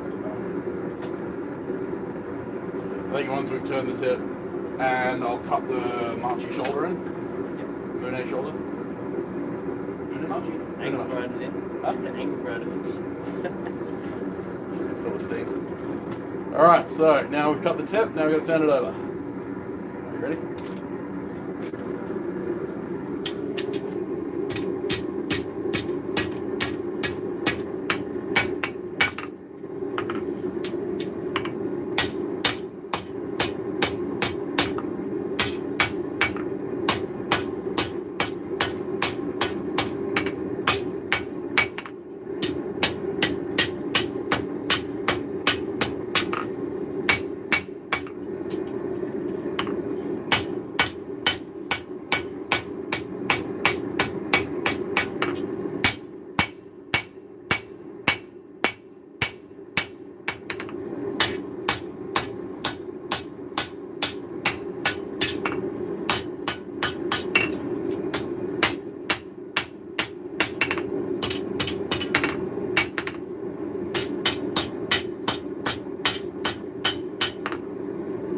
There we go. So that's the finished refined tip. The core is now all the way up to the edge. And now what I'm going to do is going to heat this section here, and I'm going to cut what's called the Mune Marchi. So, sorry, I'm going to hold it up for you. So this is now formed properly. There's a little bit of a cutout, but that's okay because this is going to get forged out. But the core now travels along the edge all the way up to the tip. Now back here at the handle end, I'm going to cut in what's called the Mune Marchi, which is the area where the tang isolates from the rest of the blade. Do you want to get that on these cameras? Yeah. Not all what you just said. Or... Well, I'm going to do it in writing. Do you want to do? Oh, what were we talking to the cameras? Huh? Oh, you do an intro and then... I do an intro and outro, and then I just forge in between. And anything that I'm explaining, I do in lettering underneath. Okay, I might voice over or something. You've done talking for most of your videos, so. It'd be weird if I didn't. Yep. I'll do that now. Trick me. There's going to be two videos of this, both in different styles. One's going to be on Flynn's channel, and one's going to be on my channel. The one on my channel will be in my style, which you guys should all be aware of by now. All those of you that are subscribed to my stream already, subscribe to my channel. Those of you who haven't watched Flynn's videos, that's because he doesn't have any. He has one. I'm looking forward to seeing his YouTube career expand. Let's just say that. Yeah. I don't know how... I don't know if I've got enough footage. Oh, I'm sure I can make something out of it. There's plenty more stuff to do to make footage out of it. Alright, move the tip. What am I say?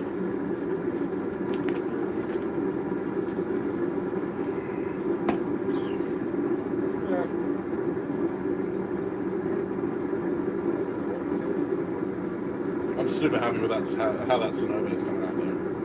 It's fucking beautiful. So we're going to grind off crap, check mushrooming or... No, we're going to forge it after that. You're just going to go straight from this? Yep. I've got to cut in the Mune Marchi after that, after we've done that though. Yeah. I guess at the grinding stage and polishing that will be sorted anyway, so it doesn't matter. Yeah, nice.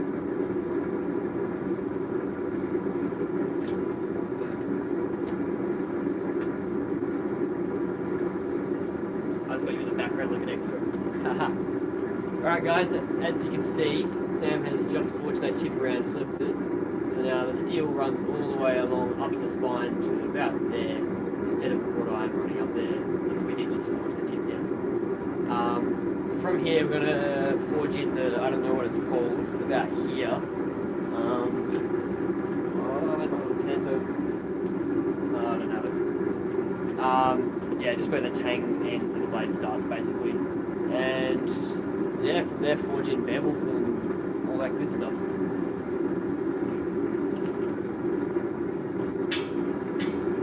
I better check if I'm actually in that video.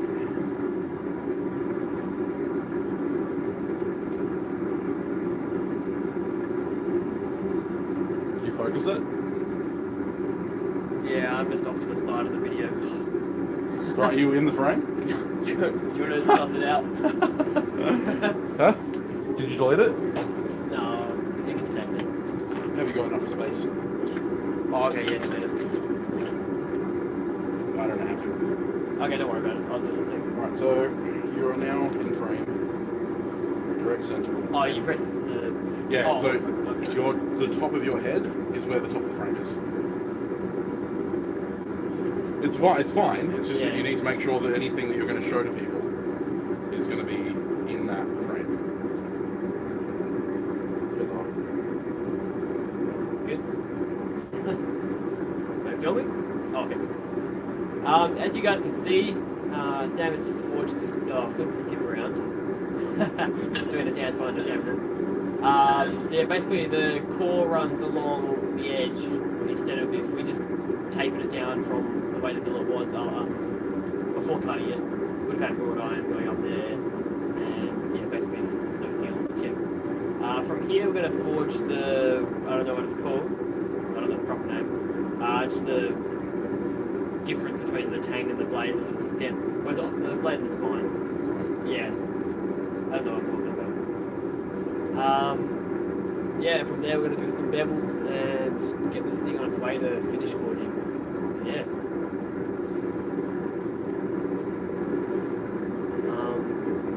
Good enough. There's bits there. Yeah. I guess You're going to have to grind those out. when it's forged out, yeah. Once I forge the Sunay, once I forge the Moonay Machi, we can let it cool down and we can grind that off. Yeah. And Yeah, it's either- probably better to grind it up before we start moving. Absolutely, yeah, because when you do the Moonay Ha, it's still going to be hot. Yeah. I don't know if you guys can see, there's a little, oh, where is it? You can see where the wrought iron's mushroomed out of the core and kind of folded over onto the side, which it's just one of the joys of wrought iron. It's a lot softer than everything else, so it moves at a faster rate, and if you just don't, even if you do keep tabs of it, it comes out. So yeah, it just does what it wants, really. Hey, Sigmund, how you going, mate?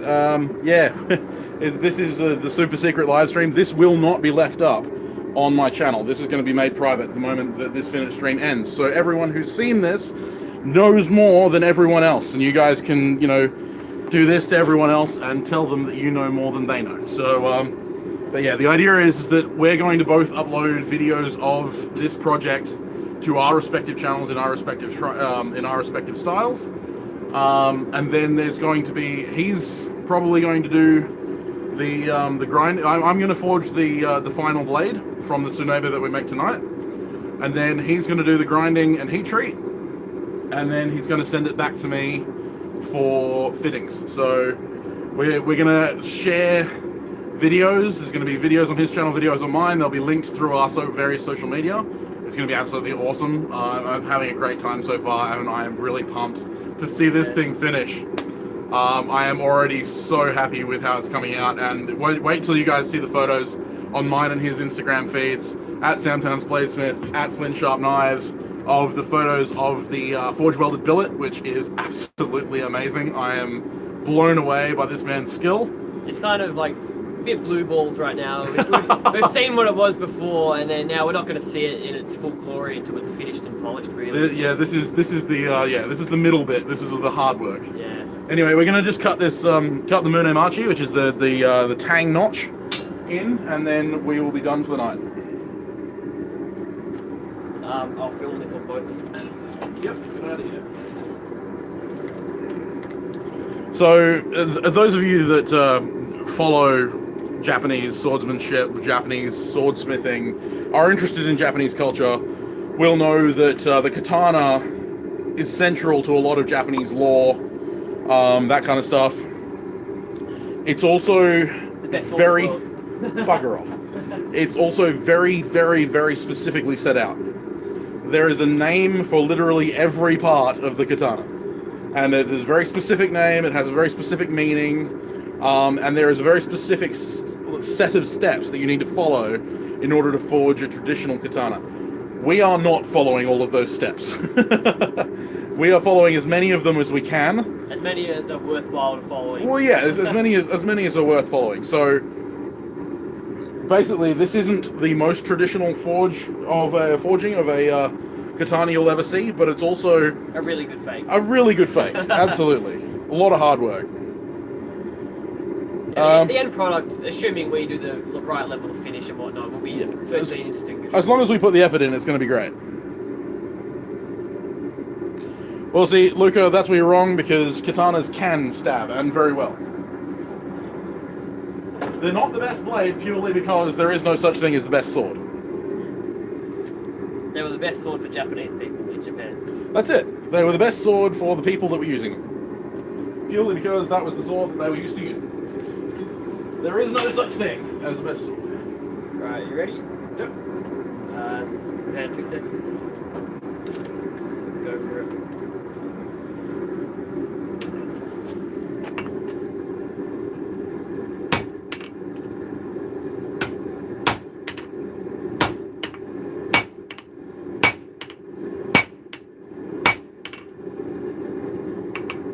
Let's feel the radius. Yeah. Isolating that tang area, letting us know where we need to. The back end of the ankle's got the stick.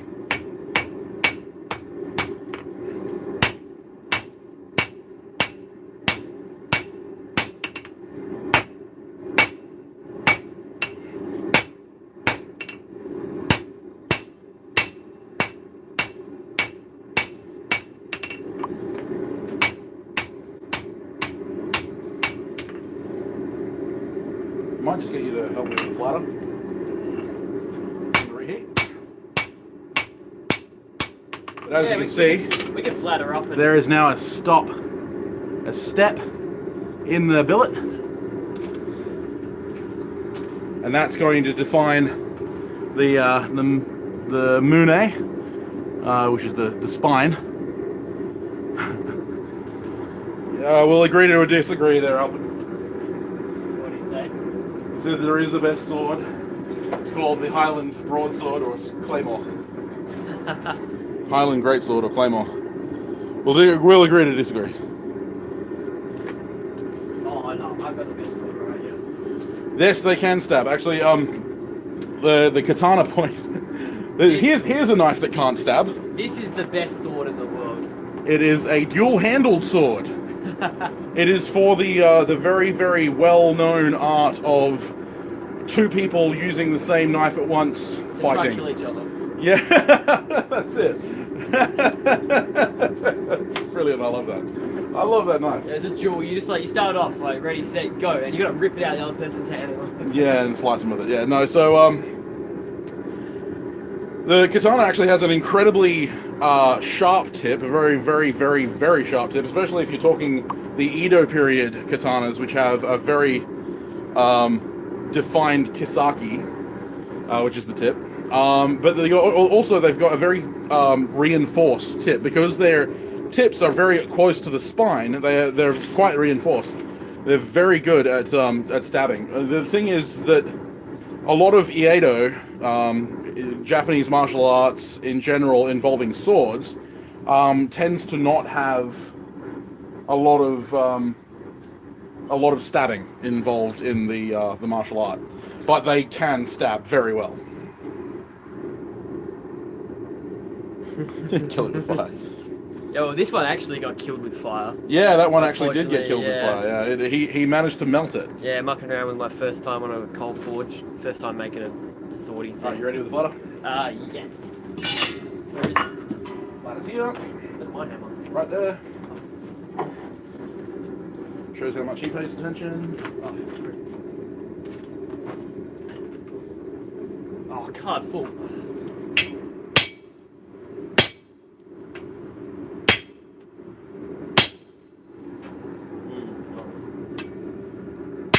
That made a better shoulder than that. Yeah. Is that enough of a shot? Yeah, it's good. No, it doesn't need to be much. Yeah, I guess the rest of this is grinding in. It's kind of just like a reference point. Basically, yeah.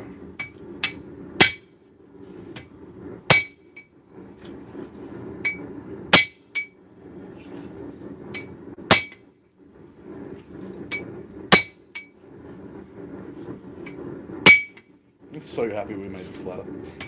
It's made our job so much easier for this kind of fancy work.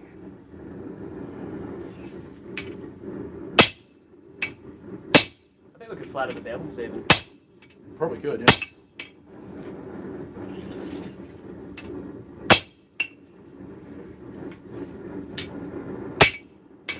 Just light blows now. We're only doing little straightening jobs now.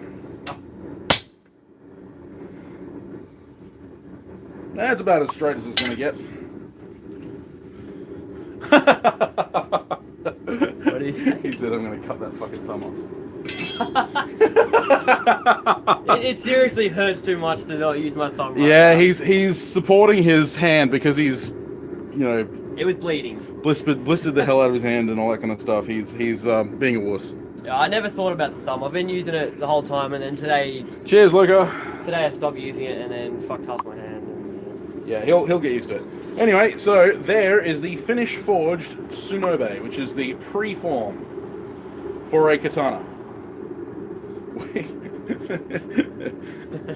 Take it out of the bloody stream, you two. Right, so there it is, and the final measurements are I have no fucking idea, Oh, because Flynn hasn't got his ruler yet.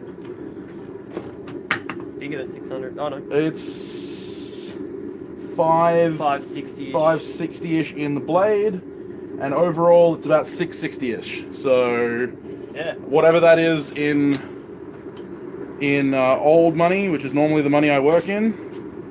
You work in inches? Yeah, I work in inches. Yeah. Oh. I need to take the flat of that again. Wet. Just across the top. Why am I going to pre-curve it before forging the bevel as well? Fix the bevels as you go. Fix the curve as you go. I guess for that there's no traditional way, or anything, just however you want to do Not really. I mean, there is a traditional way, but it. Just whatever. yeah. So. End product's the same. Yeah, so this is the finished Tsunobe, which means that this is the finished pre-form for the Wakizashi. It's about, I'm trying to work it out in old money, 24 550. inches, about just over 550, 24. yeah, something like that.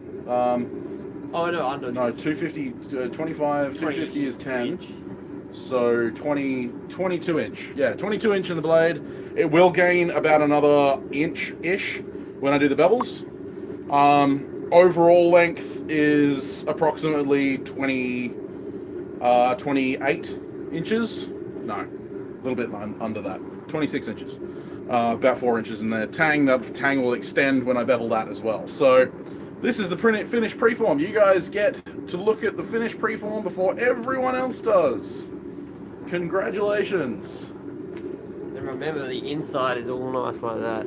Oh yeah, the inside is freaking awesome. Stay tuned to our Instagram feeds. You will see photos of that coming up. But yeah, so you probably won't see the video come out for another week or two while we edit and get everything together, but promises it will be coming. Anyway, without further ado, guys, we're going to end the stream here. Thank you very much for joining us. Thank you for everyone who commented. Thank you everyone who spent the time with us. We've got to normalise the blade, those two. Yeah, I hope you enjoyed it. We're gonna normalize this. We're gonna partially anneal it, and then we're gonna go and drink some beer. I think it's beer o'clock.